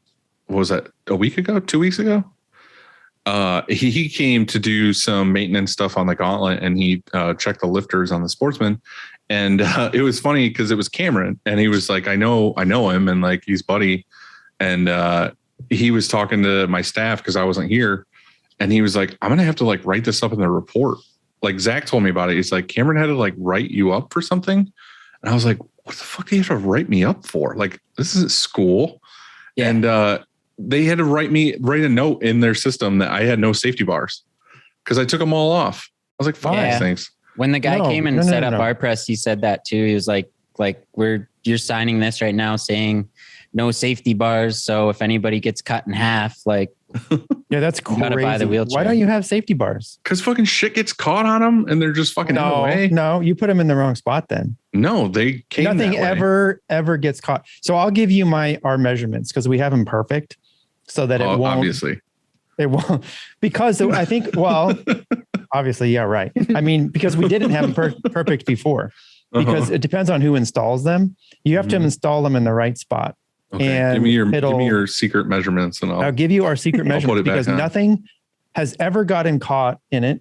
And also it keeps you back just far enough. You still can get hip checked, but you can't get murdered or anything. You can lean on it too, right? Like lean on it with your legs. So it's a little comfy. If you want. Yeah. If you do that a couple thousand times, it'll hurt because like, in other words, if you're loading in and you bump right that same spot, I've done it before. Yeah. After the 2000th time, you're like, that doesn't feel good anymore. We used to have the Gauntlet one is like one bar and it like bolts to the legs. And that one seemed more legit, but we still took it off. But the Sportsman one was like individual posts and they like, I can't remember, it had like an Allen screw or something that held them tight. Yeah. I remember after a while, they just all got loose and floppy and I was like, fuck this thing. And I like took it out. So then we got the Gauntlet and they put that one in. I was like, fuck this thing, get it out of here. You guys seen that video? Hey, that like girl with that Anatole press or whatever? Yeah. It fucking threw her. I never saw it. You never seen that? It went around for like, I don't know, like a week. Like every printer was posting it. Yeah. That looked painful. Yeah, it hurts. I've been hit a couple times. Because I don't think it would stop, but either way, fingers crossed. No, you just got to let people know for sure. Yeah. Well, I talked about that. I drill it into my guys' heads too. Anytime you get in the press or around like anything, whatever, make sure you cut the safety cords. Like, yeah, we kind of like stop it now too. Whenever even like we were kind of getting a little risky flooding ink and stuff. So it's just like, just stop it or like pulling ink. We don't have like the flood bars and shit. And so, we just stop it now. Yeah, might as well. It definitely better to be safe. But yeah, I mean, I say it's better to be safe, but safety third here because I don't have safety bars at all. So, well, you're going to get them installed. You have them, right? You didn't throw them away. Yeah, I still have it. Okay. Well, I'll install them for you. I'll come up there. I just like to live dangerously as well. Dope. So Quinten, we're loving the, continue. No, you go ahead. Yeah. We're like loving the new, like printing auto is just such a blessing. It's crazy just how much more you can get done. And the print quality, in my opinion, is a lot better for sure. We're using like S mesh screens now too, which we didn't know existed. And those are awesome. I seen that cool post you put up, Andy, where you use like half of one and half of the other. And it's like a game changer for sure. So you feel better. You feel a lot better about your prints now that you have the auto versus when you were doing them manually. Yeah, for sure. The nice thing is it's just consistency, not necessarily always better, but just like that it doesn't matter how tired you get necessarily. The squeegee is always going to be the same. It's just more consistent across the entire order. True. And pressures and everything else. Yeah. What's your next piece of equipment you want to get? I mean, hopefully I'm just like scouring Kijiji to another auto, probably like maybe a 6 color. Cause with like the contract work we've been doing is like, sometimes it'd be nicer to just put the like 4 to 6 colors on the 8 color, but still be, like half of our stuff is always still 1 color, I'd say, or more. Yep. So just to even just be able to throw that on there and still just be printing away. But I think the next piece of equipment, hopefully, would just be some like help, like not equipment, just like, more people. Or for me, like I still do all the printing and all the emails and all the sepping and everything. So I'm on press all day and I'm getting my guys trained or like my duties in there trained, and that's like awesome. But definitely I'm not a computer dude. I am a computer dude, but not just printing more. I just need somebody to kind of handle all that, like just emailing Office and stuff. There's lots of that stuff going on, and that's like just so much work, Mm-hmm. The behind the scenes stuff, like you were talking about. It seems like a logical hire for you is to just get like an office person to just handle all of that shit. How like, where would you guys like look for that? Like, how do you you want someone organized? Lots of my friends are degenerates. And I've only hired my own friends, Yeah, everybody I've ever gotten for office stuff had some background in working in an office before. Totally. Not necessarily I don't think any of them knew how to use Photoshop or necessarily like FreshBooks or anything like that. It's like you have to train them on that. But I feel like if they had some office job, they're used to at least being like, okay, these are my hours. I'm here at a desk. Like I can answer the phone and I'm like personable. Yeah. And as long as you teach people like doing mock-ups, I think would be pretty easy for somebody to learn on. That's Photoshop. what I have to do. Yeah. So like all of my office staff can make mock-ups and set up a form and everything on Photoshop. But they don't do the SEPs and stuff? They don't do the SEPs, no. Yeah. Do you do that? No, like for you, I have a person that's all they do in the art department. It's just do like SEPs all day long. Nice. But you would be a perfect candidate for like Graphic Source. I was listening to that podcast. That like looks super dope. Because you could, for the price base, it's going to be cheaper for you to have Graphic Source, like a whole art department to do everything. Totally. Than it would be for you to hire a staff member. Well, and then they might like dip or something too. Yeah. Right. Like you could literally just pay them the monthly fee and just have them do everything. Like, hey, here's ready to go blacked out SEPs for every single one of your things. Yeah. Yeah. I know Kellen's trying that out. I think he was saying. So he said actually Lucas came and visited him. Yeah. He's got some other business or something in Calgary or something. But yeah, that would be sweet. Like I do most of my SEP still. I work in Illustrator, but I still print out of Photoshop mostly. I don't know. That's just what I've used forever. That's what I mean, do too. I'm normally, maybe it's ass backwards, but you're either a Photoshop guy or like an AI guy from what I've heard. Mm-hmm. And so yeah, I don't know. It'd definitely be interesting. I'm still using like a roll printer, printing on films as well. So yeah. For us, but I think the biggest thing is just that you don't have a staff person. Yeah. Like you don't have another person on payroll. Totally. You don't really have to think about it. You could just be like, hey, I need this artwork done, or I need this vectorized, or I need, like, I think if you play the monthly thing and do the whole full staff thing, they'll basically do anything you need art related. Yeah. That'd be like epic. Yeah. Yeah. We'll see coming into the new year, trying to figure out where funds can be spent and stuff. We're still in that growing stage. So we're like just throwing a lot of money at still building out the place and getting you'll do that forever. Yeah. It's not that's not a new thing. Totally. Yeah. Well, for screen, we got the Sherlock screens, those easy ones. So those are kind of an investment off the start, just because like we don't got for Frank up in Canada, Mm-hmm. So those are kind of an investment, but yeah. Are you liking those? We like them lots. We don't do many intense, what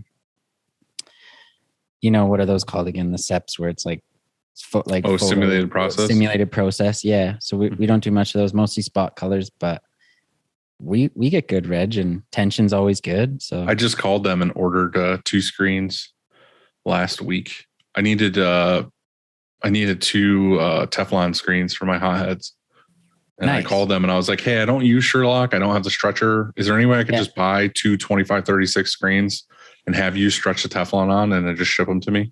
Yeah. They're like, yeah, we can do that. Tight. So, that's dope. So I'll have 2 of them. Nice. Yeah. We just got a roller squeegee, which we're liking. We wanted to get a hothead, but prices went up a little bit. By a little bit, I mean like double since last year when they quoted me. But we like the roller squeegee. It's just crazy like how much, and it's nice too because you can like rip it out, you know? It's not just deadlocked in there, which is kind of nice for us. And we just did a really cool 7-color print that we're stoked on. And so if anybody has like an 8-color press, you know, you need the cool down and stuff. We just kind of shoved we have the quartz flash. So we just put it in like the operator zone. Dude, I went to Ron's. I bought a new 4-wheeler a month ago, and I went and picked it up, and it was right down the road from Ron's at We Talk Shirty. And he's a really good friend of mine. And that dude's awesome from what I've seen. Yeah, I stopped in to see him and hang out. I just was like, hey, dude, do you want to get lunch? He's like, I don't know if I could do lunch, but I definitely want to hang out with you. So I showed up and I was just shooting the shit with him. And he's, again, another one of those dudes that's just like fucking wheels and deals and like Craigslist and like finds all these awesome deals. And he just got like an amazing deal on a new press. But anyway, he had this Anatol press in the back room that's not hooked up that he got off of some auction or whatever. Totally. And he's like, yeah, we ran one job on it or whatever, and it was what did he say it was? It was like, again, exactly like you were saying, like a 7 or 8 color job. And it was like an 8-color press. And he did exactly what you said. And I've never thought of that. And I don't know why. I told him that. I was like, that fucking blows my mind that I never thought of that. He just rolled his Chili D or whatever into the unload station or the load station. Yeah. And then I just loaded from the other one. I just put the white on the 8. So just do one rotation around, hit the white, then flash, then roll. Yeah. And that was like, I thought of it the day before the print. Cause I was thinking, how are you going to do this? Are you going to like hit the white and then flash it and then like hit the like zone, to like bring it and then let it cool down and then go. And I just was like literally laying in bed. I was like, fuck yeah, we'll just put it right there. Yeah. I was like, why have I never thought of that? Yeah.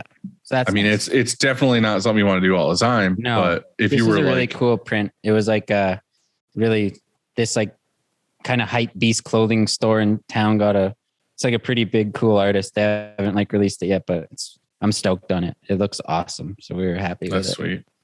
That's the most rewarding thing about this business for me is just like doing really cool artwork stuff. Yeah. Seeing it just makes it so much nicer. And everyone in the shop's just like, fuck yeah. Yeah. They all print one for themselves. Find a few blank tees and they can take a few home. Right. No. Yeah. Yeah. No, that's awesome. Have you ran into any like major roadblocks that kind of made you question this business? I'd say just your own brain is the only roadblock for me. Sometimes, just yourself getting too up in your head. That's the only thing that's like ever kind of tripped me out.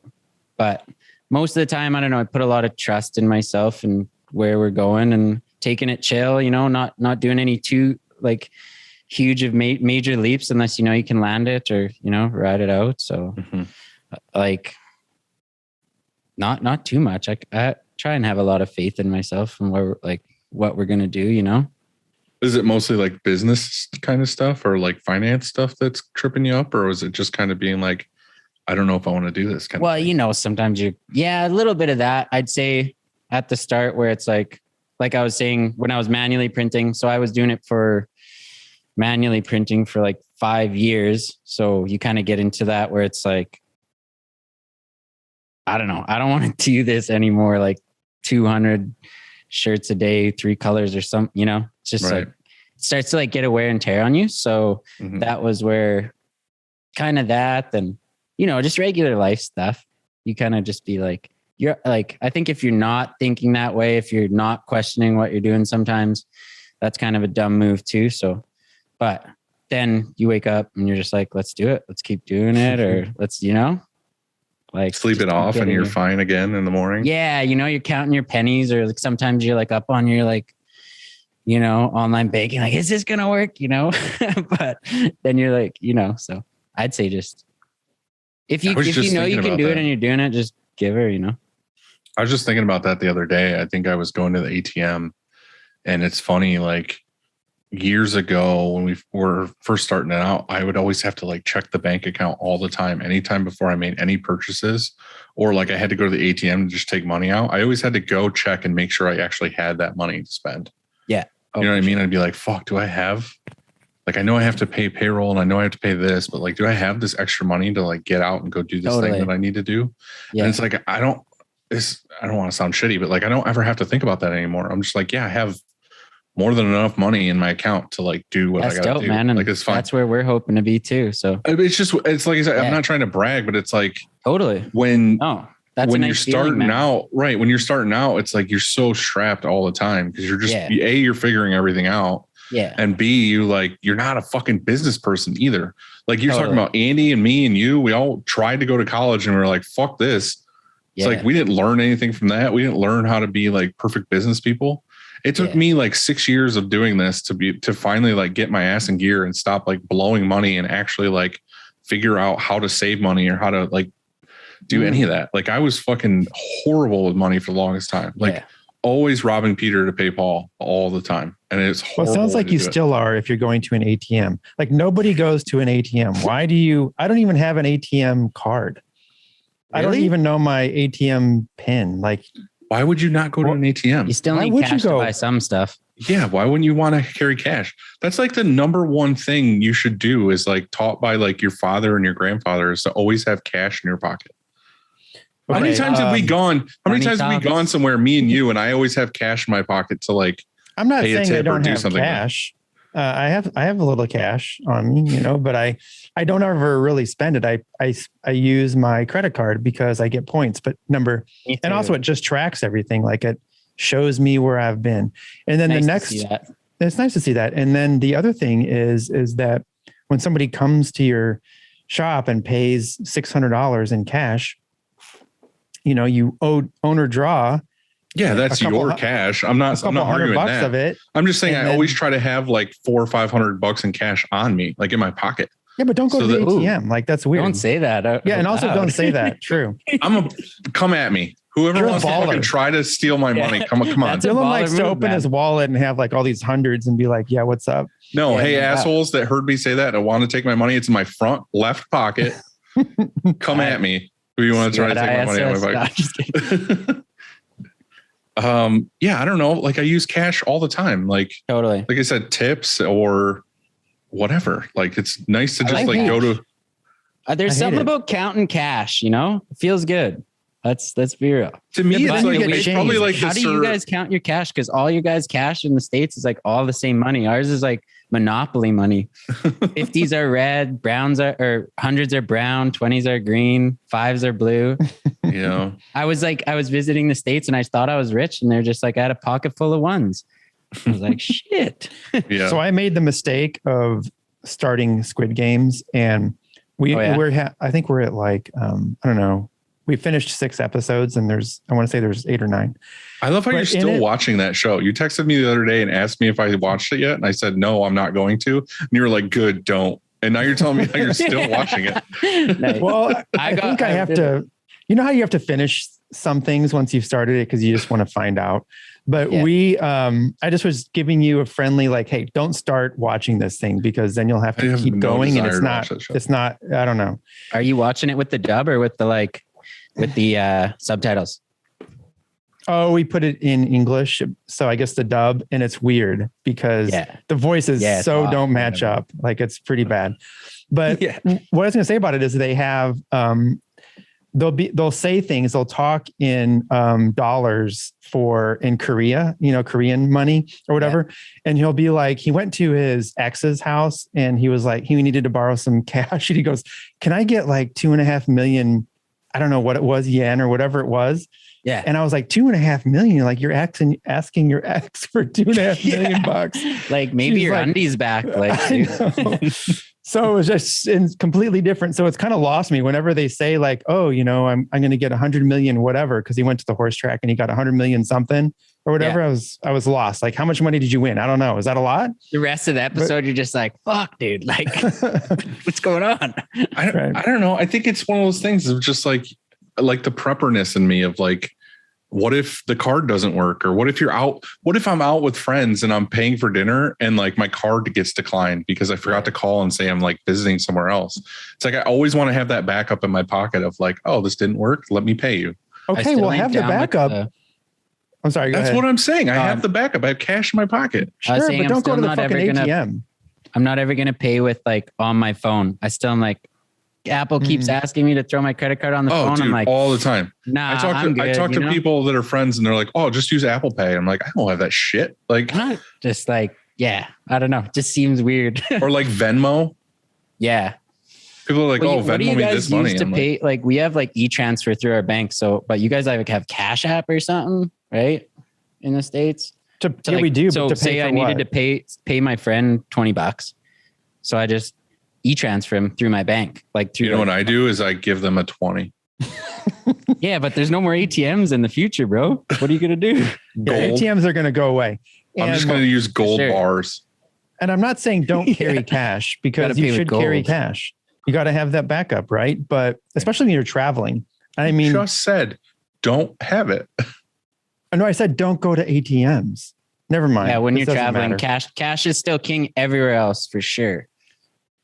Do you remember traveler's checks? People used to do that. You know what that is? Even? No. Yeah, like you would go, because if you're traveling and you lost your wallet, then it's gone, you know?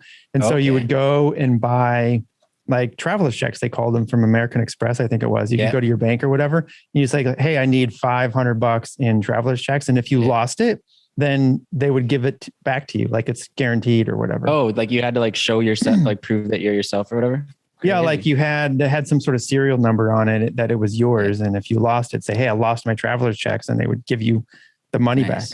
I got my passport stolen in Guatemala when I was there traveling. And how'd you get back? I had to like go to the Canadian embassy. Well, it's funny. I had like my first big print job whenever I was starting out. I had like 1,000 shirts, right? So I made like some good bank, and I was like, fuck it. I'm going to go traveling for 2 months. So I just left and went to Guatemala and stuff, but then just woke up in the hostel. My bag's just fully open, or like my passport was gone. I had these sick ass headphones that were gone. So then I had to go to the Canadian embassy in Guatemala City and like basically pay $500 just to get my passport back. They gave me this like temporary passport, and it was a pretty weird situation, but it was fun because I ended up hanging out in Guatemala City, which I don't think I would have done that. So we did like a cool bike tour and stuff, which is really dope. Went and hit up a bunch of random places there. It was awesome. Hold on one second. I'll be right back. But it sucked losing my passport. I don't know if I've ever told this story on here, but I went on a family vacation when I must have been like 12 or something. Yeah. And it was to Canada actually. And we went to, we first went to Detroit and then went to Toronto, and then caught a train, I want to say, or as a bus to Montreal. And we went and saw Niagara Falls and stuff like that from the Canadian side. But I remember on our way home, I had bought, when we were in Quebec, I had bought this present for my grandma to give her.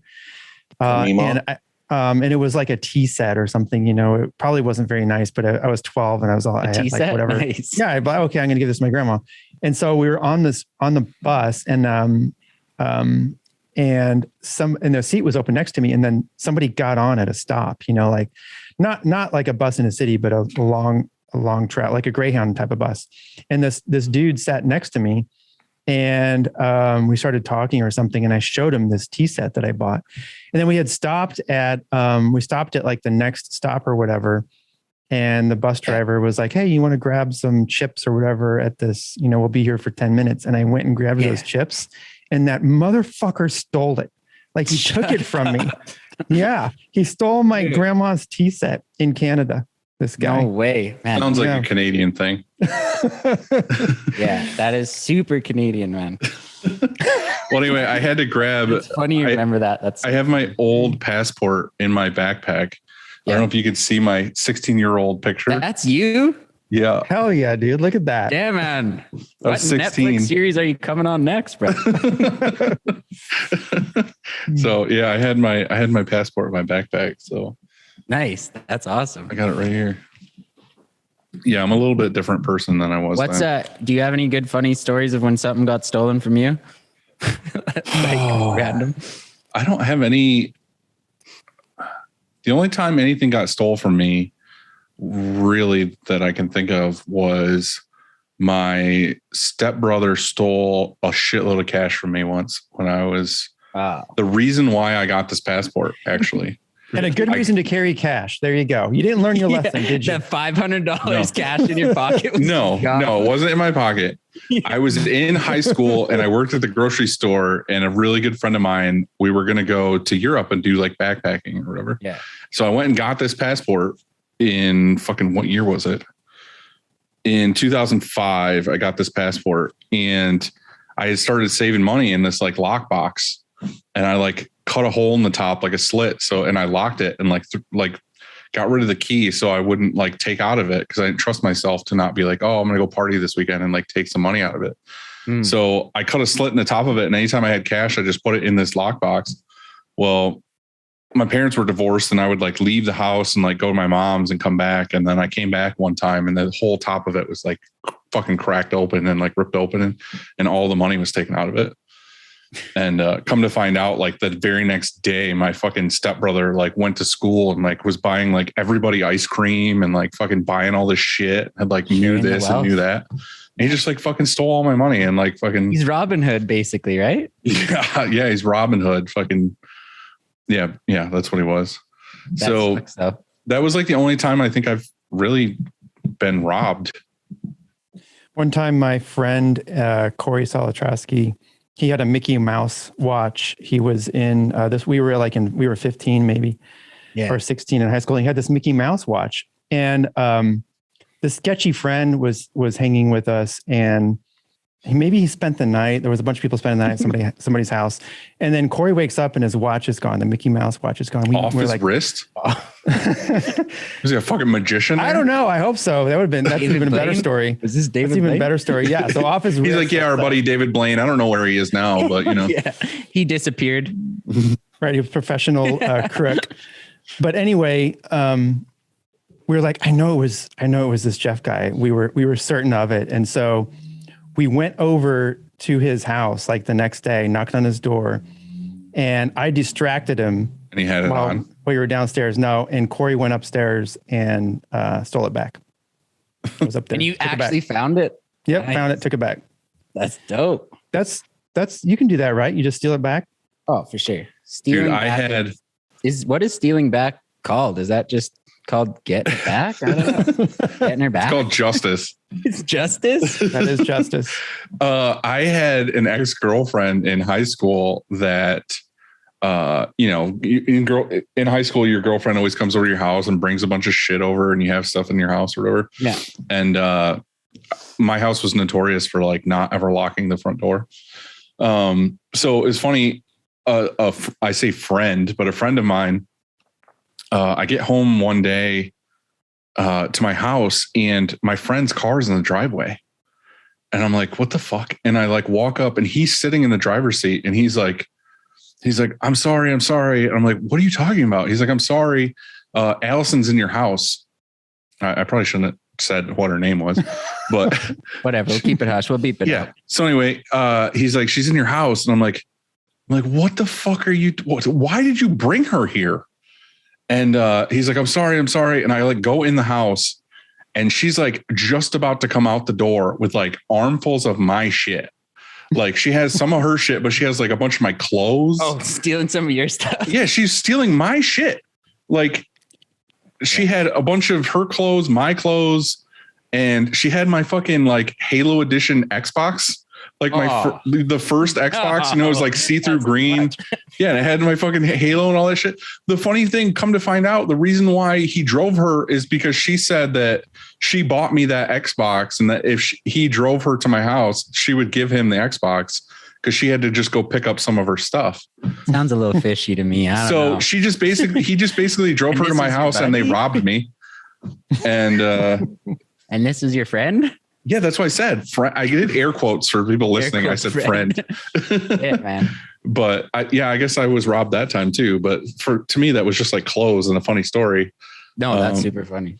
But my fucking Halo Xbox, come on, man, that was cool. Yeah, is that like an OG Xbox too? Like the one with the big X on top. Yeah, where it's like yeah. But that's what, like when the first Halo came out, like everyone loved that game, and then they came out with that Halo Xbox, and I got it, and I was like so fucking pumped on that big juke controller and stuff. And anyway, yeah. So we're getting off the rails, I feel like, but I like it. I like it too. It's fun. You want to talk about some more breakup stories? Yeah, let's do that. I was punched in the face once in front of all my friends by a girl. Really? It's actually the same girl. Same girl? Yeah, it was a different time of breaking up. Like with the different like system this time, like nunchucks, the Wii remote just nunchucked you? No, I was standing at my locker with a bunch of my friends, and I was like looking at them talking, and like out of my peripheral, I saw her like sprinting down the hallway. Yeah. And then I turned and looked at her, and she just punched me like right in the face. And Allison, if you're listening, you're a bitch. Hey, Dylan, she's nice now. This was a long time ago. Leave that out. We'll cut that out. Dylan probably deserved it. Oh, 100%. I definitely did. Really? Yeah, I'm pretty sure I was like got with another girl or something, and I don't know. Right. The classic one. Nice. Yeah. But so screen printing. That's right. Are you doing? I see you have a pretty active, good Instagram. Are you trying to get business on there to do more online, or are you just doing it for fun and talking to people? It's mostly just for fun, like trying to get some business. I haven't really done any sponsored ads. I tried to do one sponsored ad one time, like on this thing that wasn't. It was like, when you post a story and Instagram's trying to tell you like, hey, you should sponsor this ad. Oh yeah. It was like the dumbest thing I posted that wouldn't have even like been an ad. So I was like, let's try and sponsor this. And then it didn't let me. I was like, what? It's like, this isn't an ad. So other than that, not really. But I'm doing an ad for like a craft beer drinking like magazine that's happening here in Saskatchewan, just like SAS Craft Beer. So they just do like it quarterly, which is going to be cool. So it's actually in paper. So that's going to be nice. But that's really the first thing of advertising that I'm going to be doing. And that's coming out in December. So that's like the first thing you've done so far in advertising? Yeah. In terms of like buying advertisement. Yeah.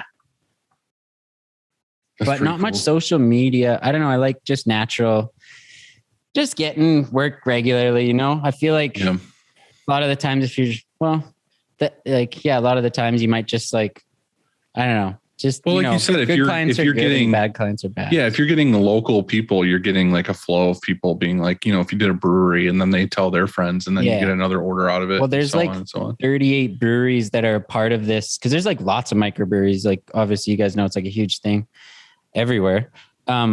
Making drinking look like a cool hobby, Right.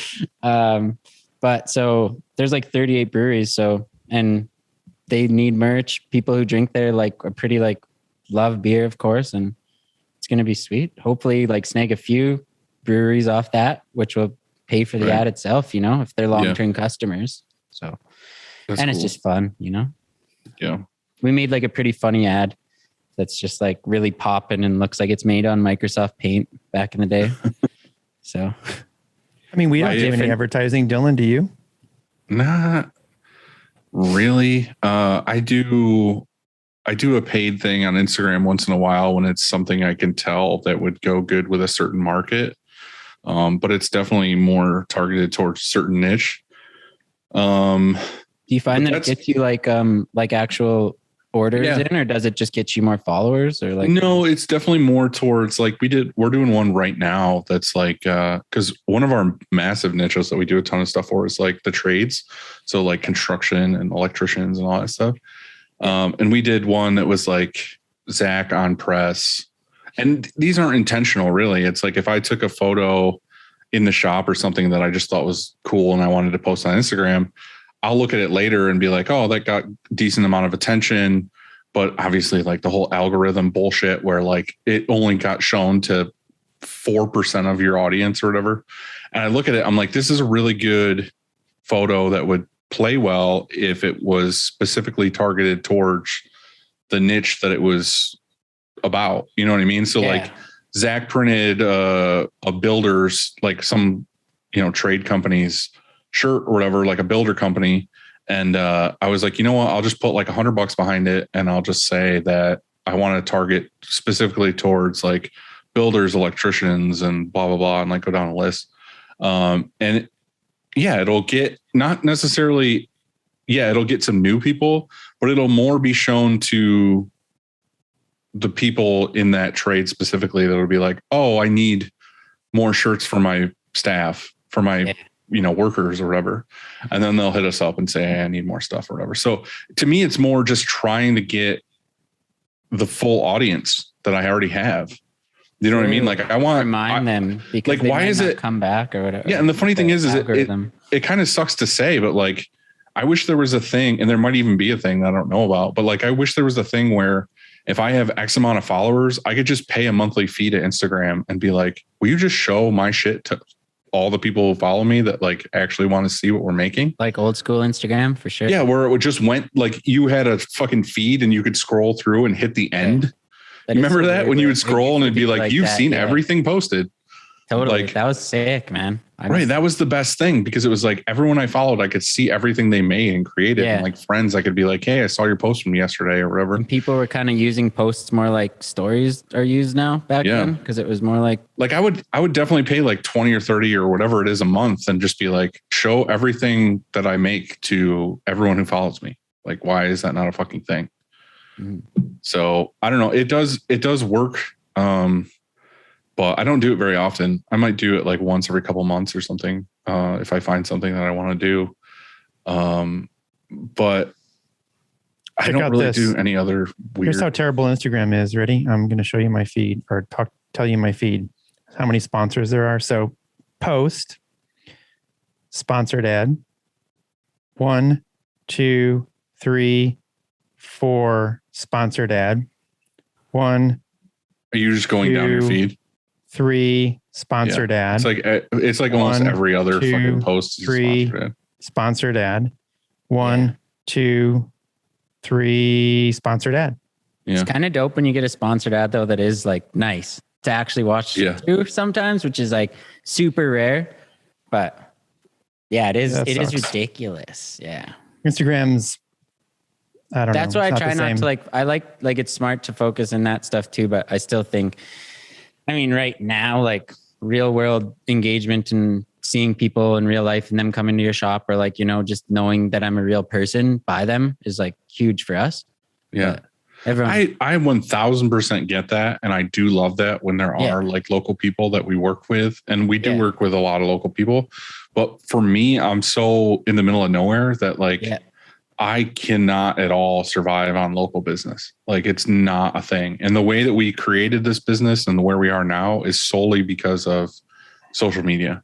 Like almost all of our businesses come from putting ourselves out there and just having people be like, I want to work with them. And then you build a reputation, and then, people all over the world are like, oh, I know so-and-so and they want to work with us and so on. So it's just like, once you build that net of people that you've worked with on the internet, it's like the same as the local thing. They'll tell their friends and then they'll come to you and whatever. And it's just all over the place. But I still have to be present on those things. I can't just give up on social media because if I'm like, fuck it. And then my fear is like, what if the other shit dries up and then I'm not going to be able to survive on local? So like, I still have to do it, but that's not why I do Instagram. Like, for me, Instagram is definitely more like talking to you guys. Like my DMs is mostly where I'm at, and I barely look at my feed anymore. I'm like mostly in stories all day long. Yeah. So and Instagram is great for just a portfolio.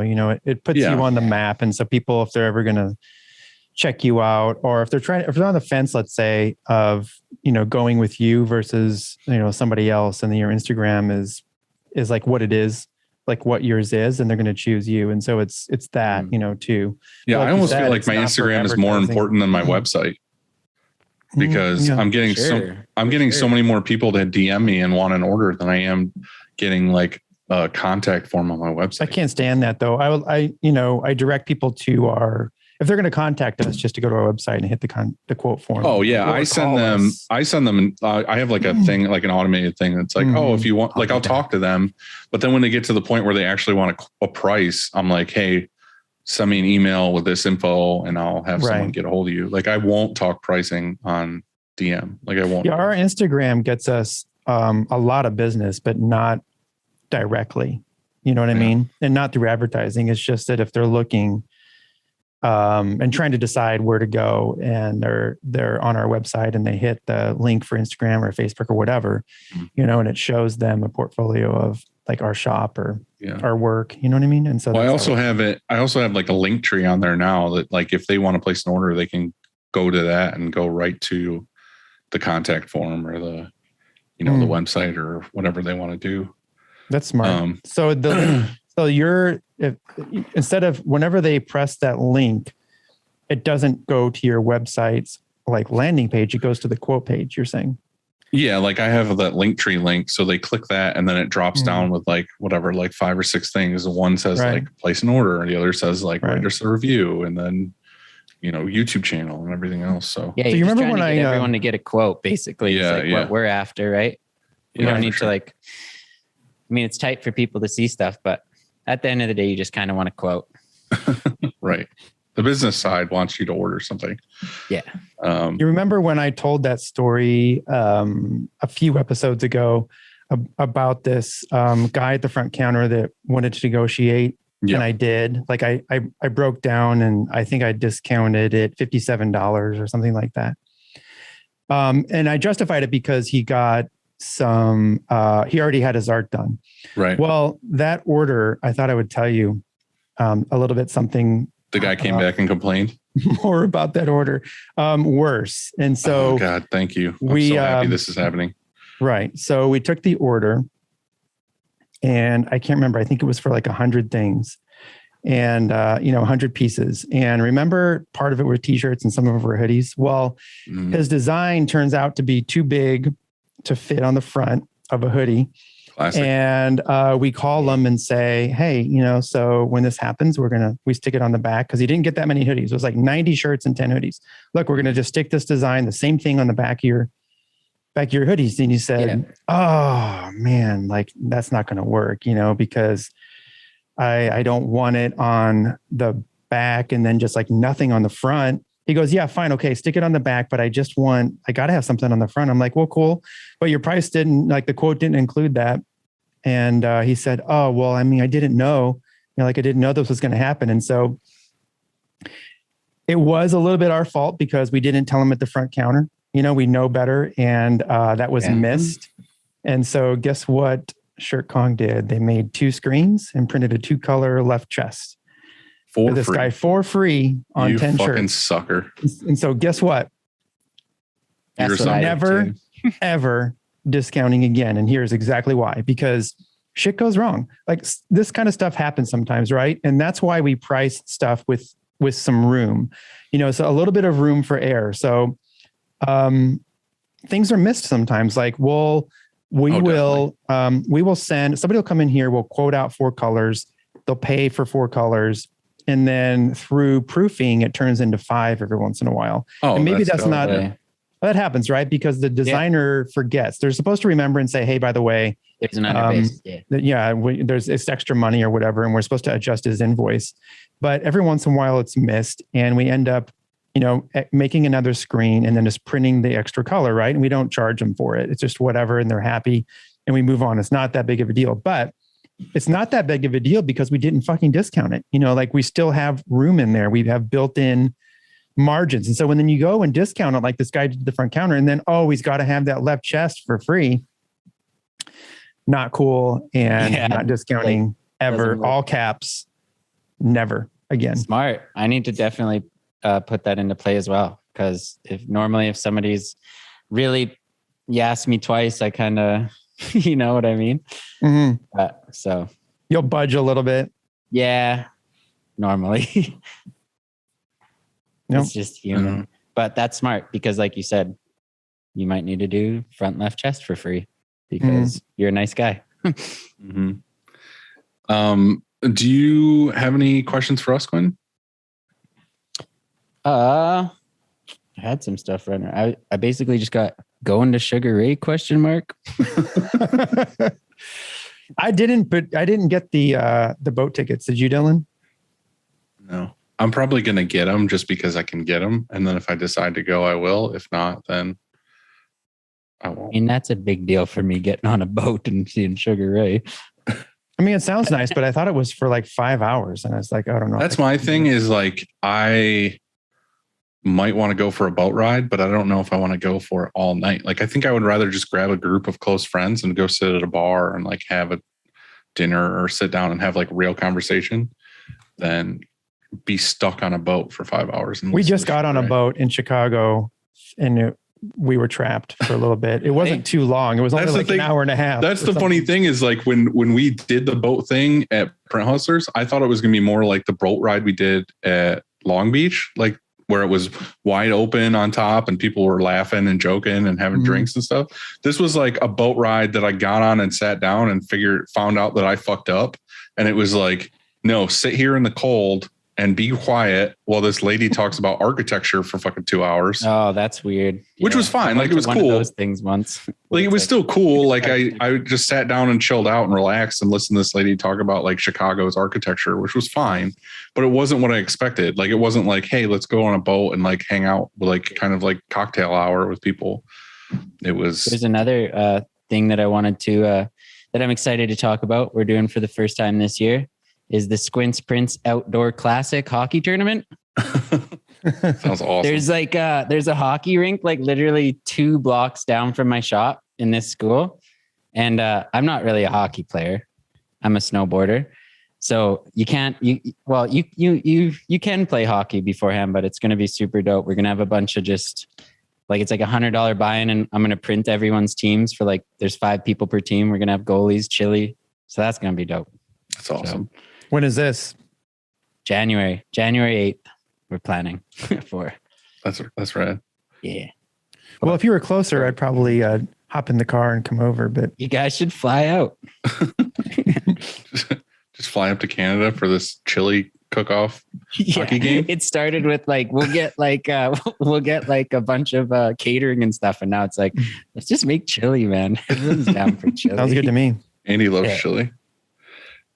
Did you have any other questions?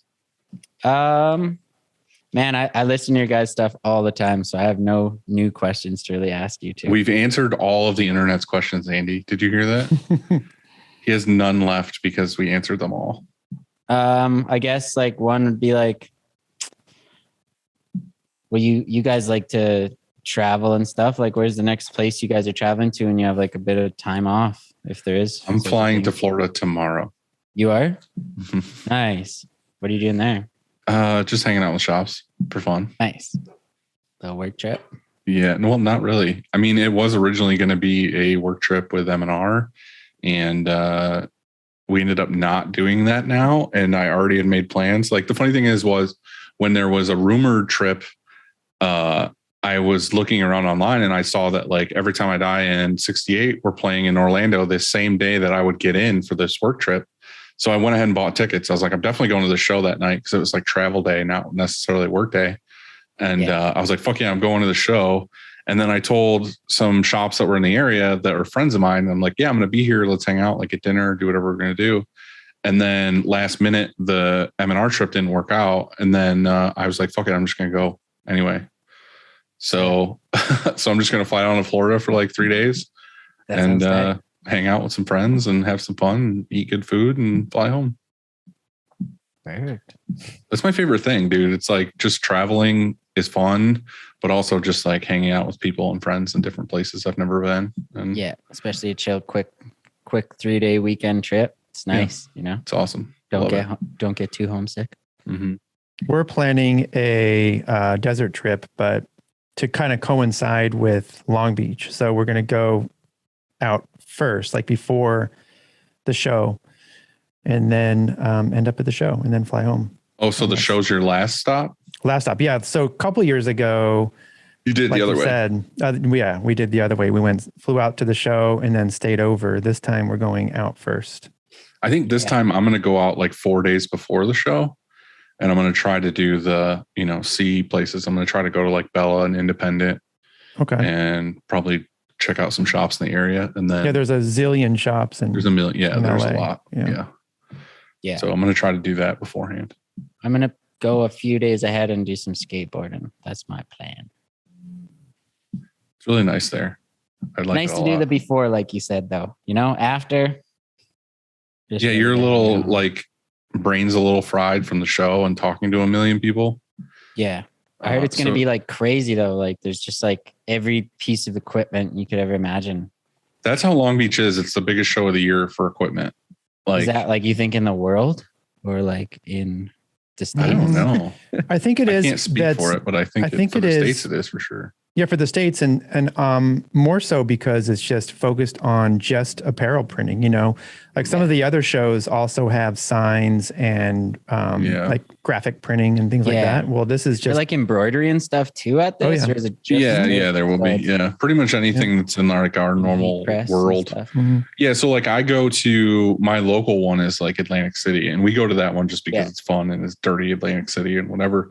But like this, whole area is the show floor and like this area is the screen printing. So it's like, it's kind of disappointing because you get there and you're like, wow, here's all this like mugs and pens and fucking everything else, which takes up most of the show. No, I know, but I'm saying like me personally, I want to go for printing and it sucks when you go to the show and it's like, you can walk that floor in like 2 rows. Yeah. But when you go to Long Beach, it's like the whole thing is like printing. Totally. I noticed a lot of like my people that do the same thing that I do in this area. Also, like you're like do like vinyl, like mugs, this and promotional that, and products too. Which is like, I just do the t-shirts and the embroidery. Yeah, yeah, that's my world. That's my world too. Same. Yeah, I don't want to get too spread out, So yeah, for sure. But yeah, that's. Well, do you have any shop hacks? I was just on this one I had like. If you have a manual press, we have ours like right by our auto. So we use ours for setting up and tearing down all the time, which is nice because we just have front facing clamps. So we'll do all our taping of screens and like cleaning off before we go into the dip tank. That's kind of nice for us. You just clamp it in real quick and then pull it down halfway. Yeah, and then you can get under it, do the wipe with the screen imaging and stuff. What else? Oh yeah, for like a design, I don't know if you're like whenever I'm doing mock-ups and stuff, I always use like the screenshot function, which is just like, Control Shift 4. Yeah. Boom, bang it out. That I didn't know that before. And I was always individually saving everything, which is like dumb, I think. I was in your exact same shoes until probably 8 or 9 months ago when I was on a Zoom call with Matt Marcotte. Yeah. And Andy, do you know him, Matt? Marcotte? Matt who? Yeah, Matt Marcotte. Mm-mm. So anyway, he was on a Zoom call with me and he's like, yeah, just send me this picture real quick. Like I want to put it in this thing. And I was like, okay. And he was like, what are you doing? Because he could like see my screen. And I was like, well, I'm saving it. He's like, why don't you just like screenshot that specific picture? Yeah. And I was like, what are you talking about? He's like, yeah, you can do, what is it? I use a Mac. So it's like Mac Shift 3 does like the whole screen. So I always used to do the whole screen and then I would pull that into Photoshop and like crop that piece that I wanted. And he's like, no, just hit like Apple Shift 4 and it like lets you select that. Is that saving into your desktop? Yeah. You can like go into Terminal and create your own in your like documents that's just screenshots, because then it just frees up your desktop space too. So just Google how to do that on the internet as well, which helps. So you can just have it save into a folder rather than your desktop. Right. Which is nice. Yeah. Me. I constantly clean my desktop. Like I do too. When it comes to I don't have like, I don't like having 1,000 things on there. You should see my laptop. It's absolutely crazy. But now I have like a shop specific computer. I don't even have like my work email on my laptop at home because I just want to separate that. Back to your first shop hack, though. I love how your manual, now that you have an auto, has become like the screen holder to clean your screens. I know. Isn't that good? Like, that's such a nice feeling, because I'm not trying to, shit on a manual right now, because I printed on a manual for 5 years.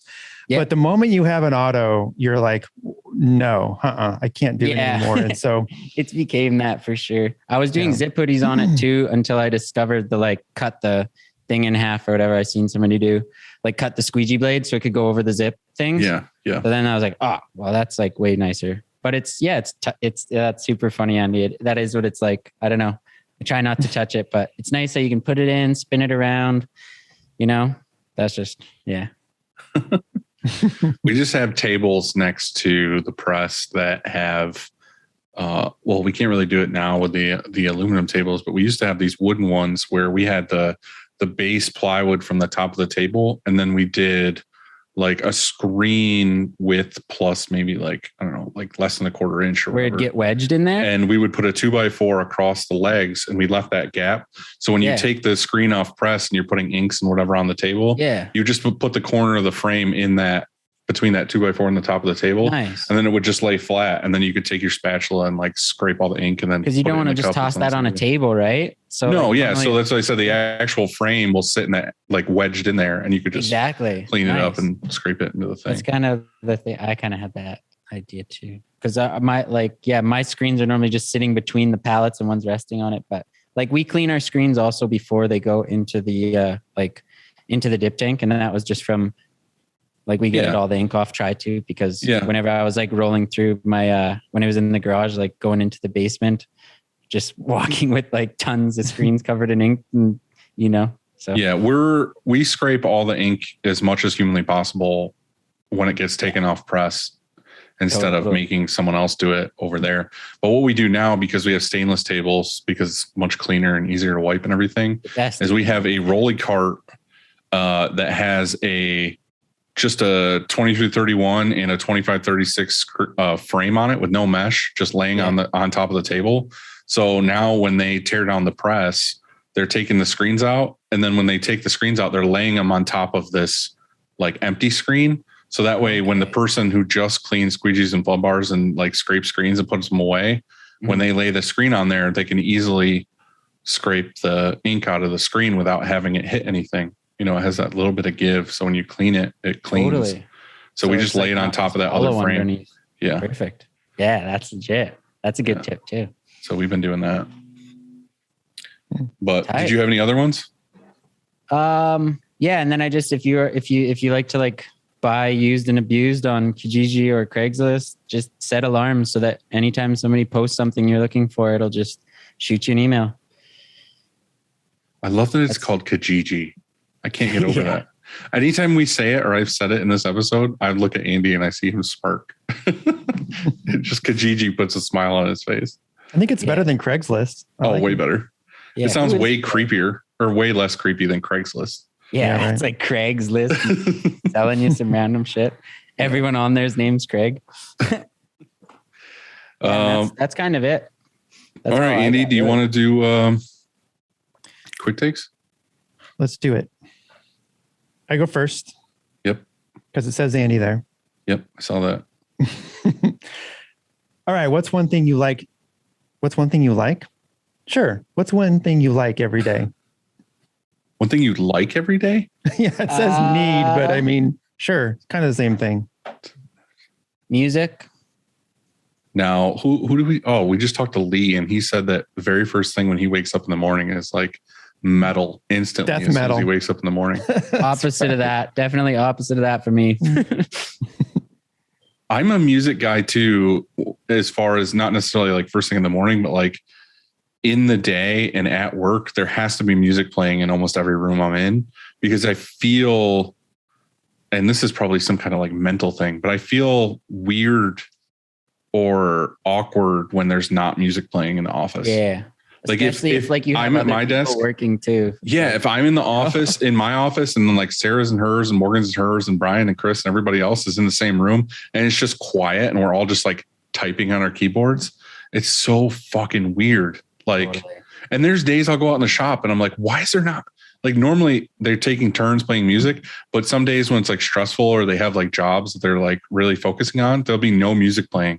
And I'm like, how is this not like making you all on edge that there's not like tunes in the background?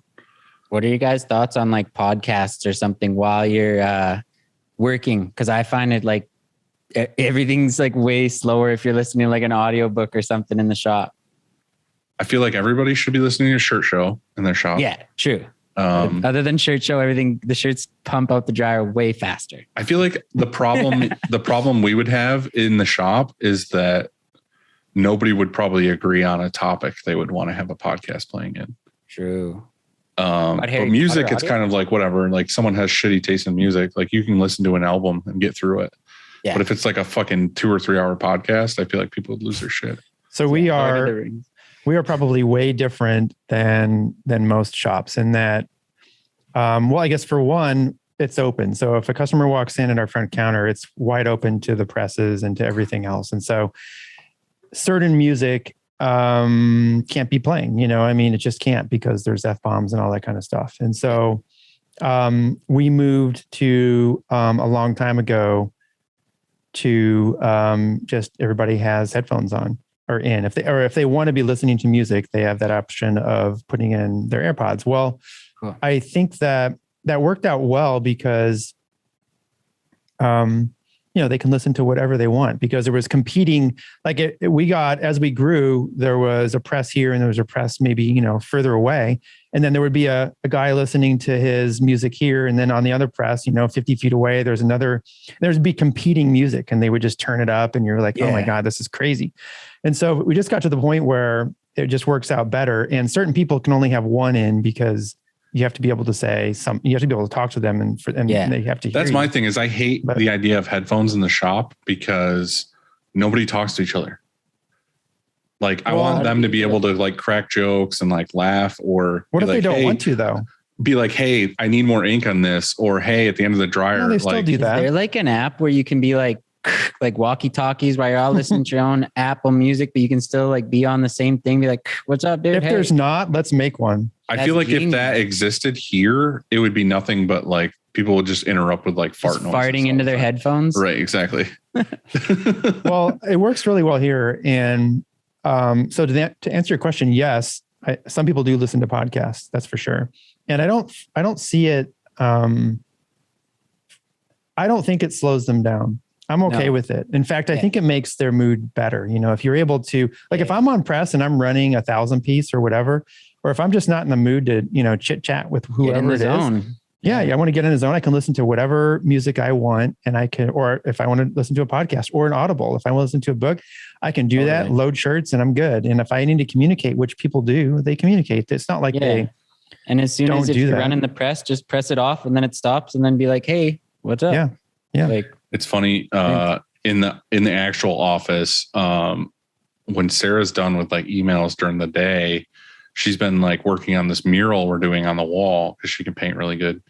And she always puts a podcast on for the office to listen to.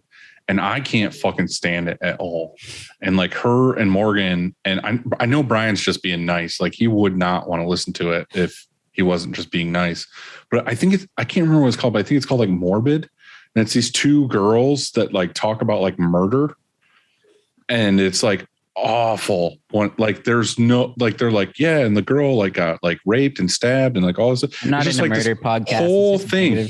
Right. It's just like super gross and negative, like what's happening. I don't care about a serial killer. Fuck that. But it's like loud in the office. And like we've had like customers come in the front door, which like our new offices are kind of separated. Yeah. But it's like you could still, there's like a walkway.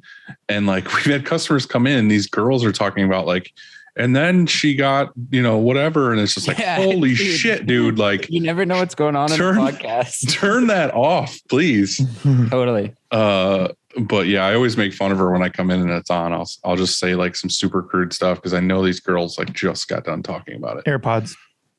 Works. Shop hack, AirPods. Yeah, but I like the fact nobody's hearing about the rapaging and pillaging. Yeah, but I just like the fact of I can like walk up to somebody and like tell a joke or have a conversation because like so many times in the shop, like like there are a couple people that wear headphones. Usually it's like Megan at the end of the dryer or whatever is wearing headphones. Like, yeah. But it's like if I walk up to her and I'm like, hey, Megan, and she doesn't know I'm there and she turns around and she's like, Jesus, like I scare the shit out of her. Here you go. Look. The vibe of the hanging there you out. go. Yeah. One. So like I if can you're hear skateboarding I don't and know, somebody's like it.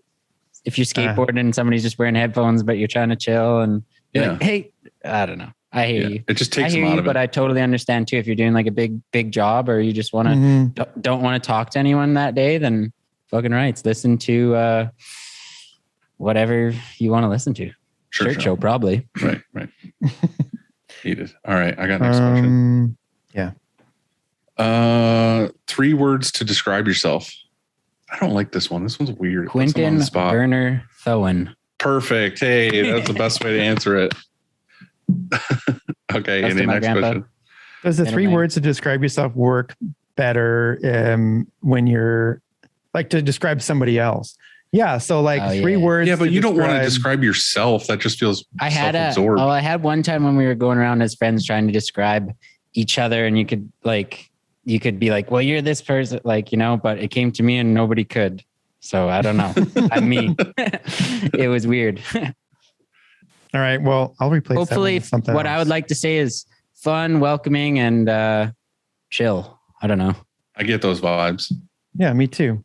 See, that's not so bad. Nah, I didn't feel too bad. I kind of liked it. And awesome and dope and a sick ass screen printer. Yeah. Just kidding. There you go. What gets you really pumped? Pump up the jam. Pump it up. Why you that song gets him pumped. Just kidding. That song. I don't know. It is a good song. A nice day. Just a good day gets a guy stoked. You know, something in the air. You're having fun. Sun shining. You got good music playing. Yeah. It's the little things. Dude. Yeah, totally. All right. I'm sorry. I forgot that was a question. Mm-hmm. What pisses you off? Speakerphone people, man. If you're talking on your speakerphone by me, don't do that. I'm normally a chill, nice guy, but as soon as you put it on speaker, I just lose my fucking mind. Yeah, I'm like chill. I'm like chill, but then you ask my like employees, maybe sometimes I flip, but I say sorry after. You know, you're running around the shop trying to learn, trying to be a businessman, while still trying to be a friend. All right, I'm with you. Favorite thing about Saskatoon? The river. Nice canoe rides down the river. Great sunsets, cotton candy clouds. Probably that. Hell yeah. What river is it? The South Saskatchewan River.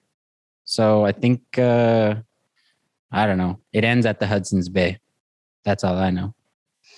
That's by Dillon. There's 2 rivers. There's like the South Sask and the North Sask, and they meet and they end at the Hudson's Bay. But the South Sask that is by Saskatoon, where I'm from, is like a sand bottom. So it's nice. There's like nice sand beaches, but the North Sask is a clay bottom. So it's like brown water. And that's the town I grew up in that's on the North Sask, Prince Albert. So I'm thinking if you jump in a canoe, you can make it to Dylan's house. Man, you probably could. You could probably canoe the whole way. Dude, it would take so fucking long. It'd take a few days, probably. It'd take way longer than a few days. Have you ever fucking canoed or kayaked, Andy? Well, I'm just saying that'd be a nice trip. You could. It's all about. Just go. It's all about what? It's like I don't like canoeing up the river. It's all about going down. So whenever we go get dropped off. My dad loves doing that, and we used to do it every year for Father's Day. And now he just knows that I hate it so much that he doesn't even ask me to go. Like we would go, I don't know how many miles, like a couple miles up the road, and it takes 8 hours to go from there to here. Yeah. Well, I love canoeing, so I'll go with your dad. Tell him I'll go with him next time he wants to go. Every time I've gone, horrible things have happened. I'll canoe there. We'll canoe up. I think the thing is like I don't drink that much, and like they just do it to get hammered on the river and like float. Well, that's half the fun. But the paddle the next day, so we would go and paddle, and it's an 8-hour canoe, and then we'd find like random sand beaches and set up tents and stuff. Yeah, that's what they would do too. They would stop like halfway and they would like grill. Yeah, I have no desire to do it. Now that's a trip to probably bring a little cash with you. Not the not the credit card. So I know why you're thinking. I know where it came from. I got invited on a last minute stag on like what I'm talking about. And it was, well, a last minute, like batch, like my older brother's best friend was going on one and they stopped by my house and they're like, yeah, let's, like, do you have like extra blankets and shit? I'm like, yeah. They're like, well, do you just want to come? And I was like, fuck it. Sure. I'll come. Just grabbed a couple cases of beer and rolled down. And we're like literally halfway through. And our friend who planned it, he's like, has no food. We literally only had like a thing of like those like pepperoni sticks, dude. It was crazy. We started calling it survival steak. Yeah, it was funny. And my friend, he's diabetic, so he like needs, he needs his battery charged, and his battery starts running halfway through. We're like, dude, what the fuck's going on? So we ended up, somebody dropped us off food and stuff. It was totally unplanned. Did I not tell my kayak story on here yet, Andy, about going down the river? I don't think so. Let's hear it. Well, the last one that happened that made me say, fuck this, I'm never doing this again, was that it was like a hot summer day, sun beaming down on you. I'm fucking pasty and white. Yeah. And I asked my dad for like sunscreen. And my dad had like cheap ass, like Dollar General sunscreen. And I started putting it on my arms and I put some on my forehead and I put some on my nose or whatever and cheeks. And like probably 15 minutes into the fucking kayak trip, I start sweating really bad because it's hot as fuck. And like the sunscreen just rolled off my forehead and went directly into my eyeballs. And like my eyes were on fire. Like it hurt so bad. I could barely keep my eyes open. And I was like, kept going with the trip. There's no going back now because the river here, there's like nothing on the sides of it. There's no town. There's no nothing. Where we're going is just like a river through the middle of nowhere. And then eventually you end up in town. That's where we get picked up at the end. But like I said, it's like 8 hours away, basically. So I'm like fighting this whole time and I'm trying to take like river water and like put it in my eyes. And that's probably not a good idea, but it's also like waterproof sunscreen. So it's like not coming off. It's like in my eyes. So it gets to the point like 2 hours in where I'm like, this is unbearable. Like I can barely see. My eyes are on fire. I'm like, fuck this. So I like leave the group and I'm in my kayak and I'm just like paddling like as hard as I can to like get through with this trip. Like just fucking like missling through the river. Cause they're all just like paddles on their lap, like drinking beer, whatever. I'm like, no, fuck this. And I'm just like going so hard. And I finally, like, I feel like I've been going for hours and I'm just like every corner. I'm like, this looks familiar. Like I gotta be almost back. I finally get to this one spot and there's like a pull off where someone has like a truck. And I asked them, I'm like, oh, how far is Lighthouse Landing from here? Cause that's like where we get picked up. They're like, oh, you got like, it's like 3 more hours down the river. And I swear, like, I felt like I was going to have a heart attack. I was like, there's no fucking way. There's still 3 hours to go on this trip. Yeah. So I just like, I think I paddled like extra hard and I finally got to the place at the end. And to see that probably the end. Yeah. And I like so angrily like fucking stomped out of the river, like threw the boat on the ground. I was like, fuck this thing. I don't even care if it ever makes it back ever again. Yeah. I go into like the bathrooms there and I just like eye washed for like probably an hour. And I was just like, fuck this. I'm never doing this ever again. Because the year before that, I didn't have a kayak and I borrowed somebody's flat bottom boat, which was a horrible idea too, because it doesn't go through the water very well because it's a flat bottom and it's got a flat front. Yeah. And I like sat with my legs crossed and like my thighs open to like the sun. And I got horrible sunburn all on the inside of my thighs.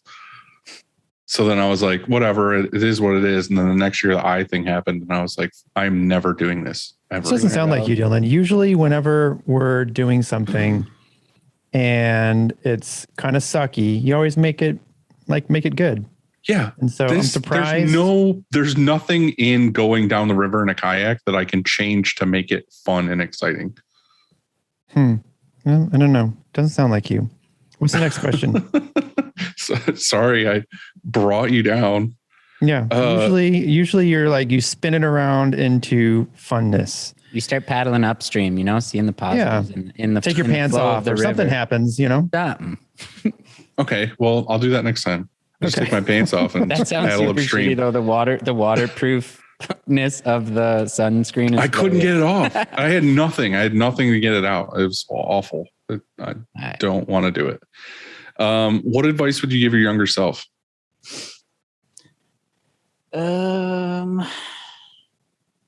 Take more trips, getting rice. I don't know. I'm 26 only. So just keep, I don't know. Just trust yourself. Just keep doing it. I don't know. LIVIN. You know? Yeah. Don't, I honestly don't know. You seem like you've had some real rad life experiences already. So you're just doing what you're doing. You're good. Yeah. Maybe, I guess like lock the, even then, like lock the locker at the hostel in Guatemala. Maybe that'd be one, but I'm still happy that happened, you know? Yeah. Still got to see some other things I wouldn't have. So I don't know. Keep doing it. Yeah. Invest in Bitcoin, you know? Buy some. Invent Amazon. Fight Jeff Bezos. Just get it. Andy, you got next one. What is your go-to snack? Man, it was those like good like seaweed crisps. I don't know if you guys ever eat those, but I overdid them. They were too much. But those. I like those. Seaweed crisps? Yeah, they're like seaweed crisps. I don't know. I got hooked on them. I was like a fish eating them, man. It was crazy. But that and then za, of course, za is always king. But that isn't really a snack, but I treat it like so. You could be, yeah. Do you prefer a night in or a night out?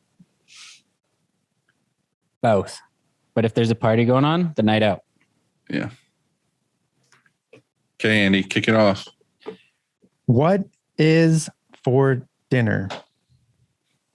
Board dinner? Yeah, what is for dinner? No, what is for dinner what tonight? Is for dinner? Tonight. Tonight? I don't know. I'm going to have to ask the girl, see what I didn't even know.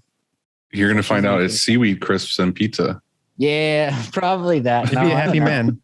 Like some like mushroom pasta is what we had last night, and there's a shit ton of that. So probably that tossed in the microwave, you know? Doesn't sound bad at all. Yeah. Minus the mushrooms. You guys? I think I'm going out to dinner because it's Saturday, and normally we do this on Sunday. So I think I'm going to hop in the car and go downtown. You know, I had a few beers during this, so I might go do the same. Mushroom pasta sounds like shit. Sorry, babe. We ate at home last night. So tonight I have a 7:30 dinner reservation. Nice. So yeah, we're headed out. All right. Where are you going? Dude, I don't want to say. Yeah. You're going to my favorite place, aren't you? We fucking are. Yeah. Sorry, man. I'll send you a pic. I'm going to send you a pic. Okay. Send me a couple almost pics. Be like, you're there. Okay. Well, thanks. man, it's been such a pleasure, dudes. Like seriously, I've been listening to you guys forever, and it's awesome. You guys have opened my horizons onto how dope this industry can be and just how cool it is. And it's nice chatting with cool people that do it the same. Yeah, dude, I'm fucking stoked to see you in Long Beach. Yeah, that's going to be sweet. If you see me in a crowd, try to pick my pocket. Yeah, for sure. I know what's in that front pocket, man. I'd also like to say the background painting behind is my good friend Ben Riabko. He crushed that out. It's fucking dope. Yeah, it looks great. We're stoked. Thanks for having me on, guys. Yeah, thanks, man. Thanks for being here. See you in the future. The future's bright. We'll see ya. Peace, guys. See ya.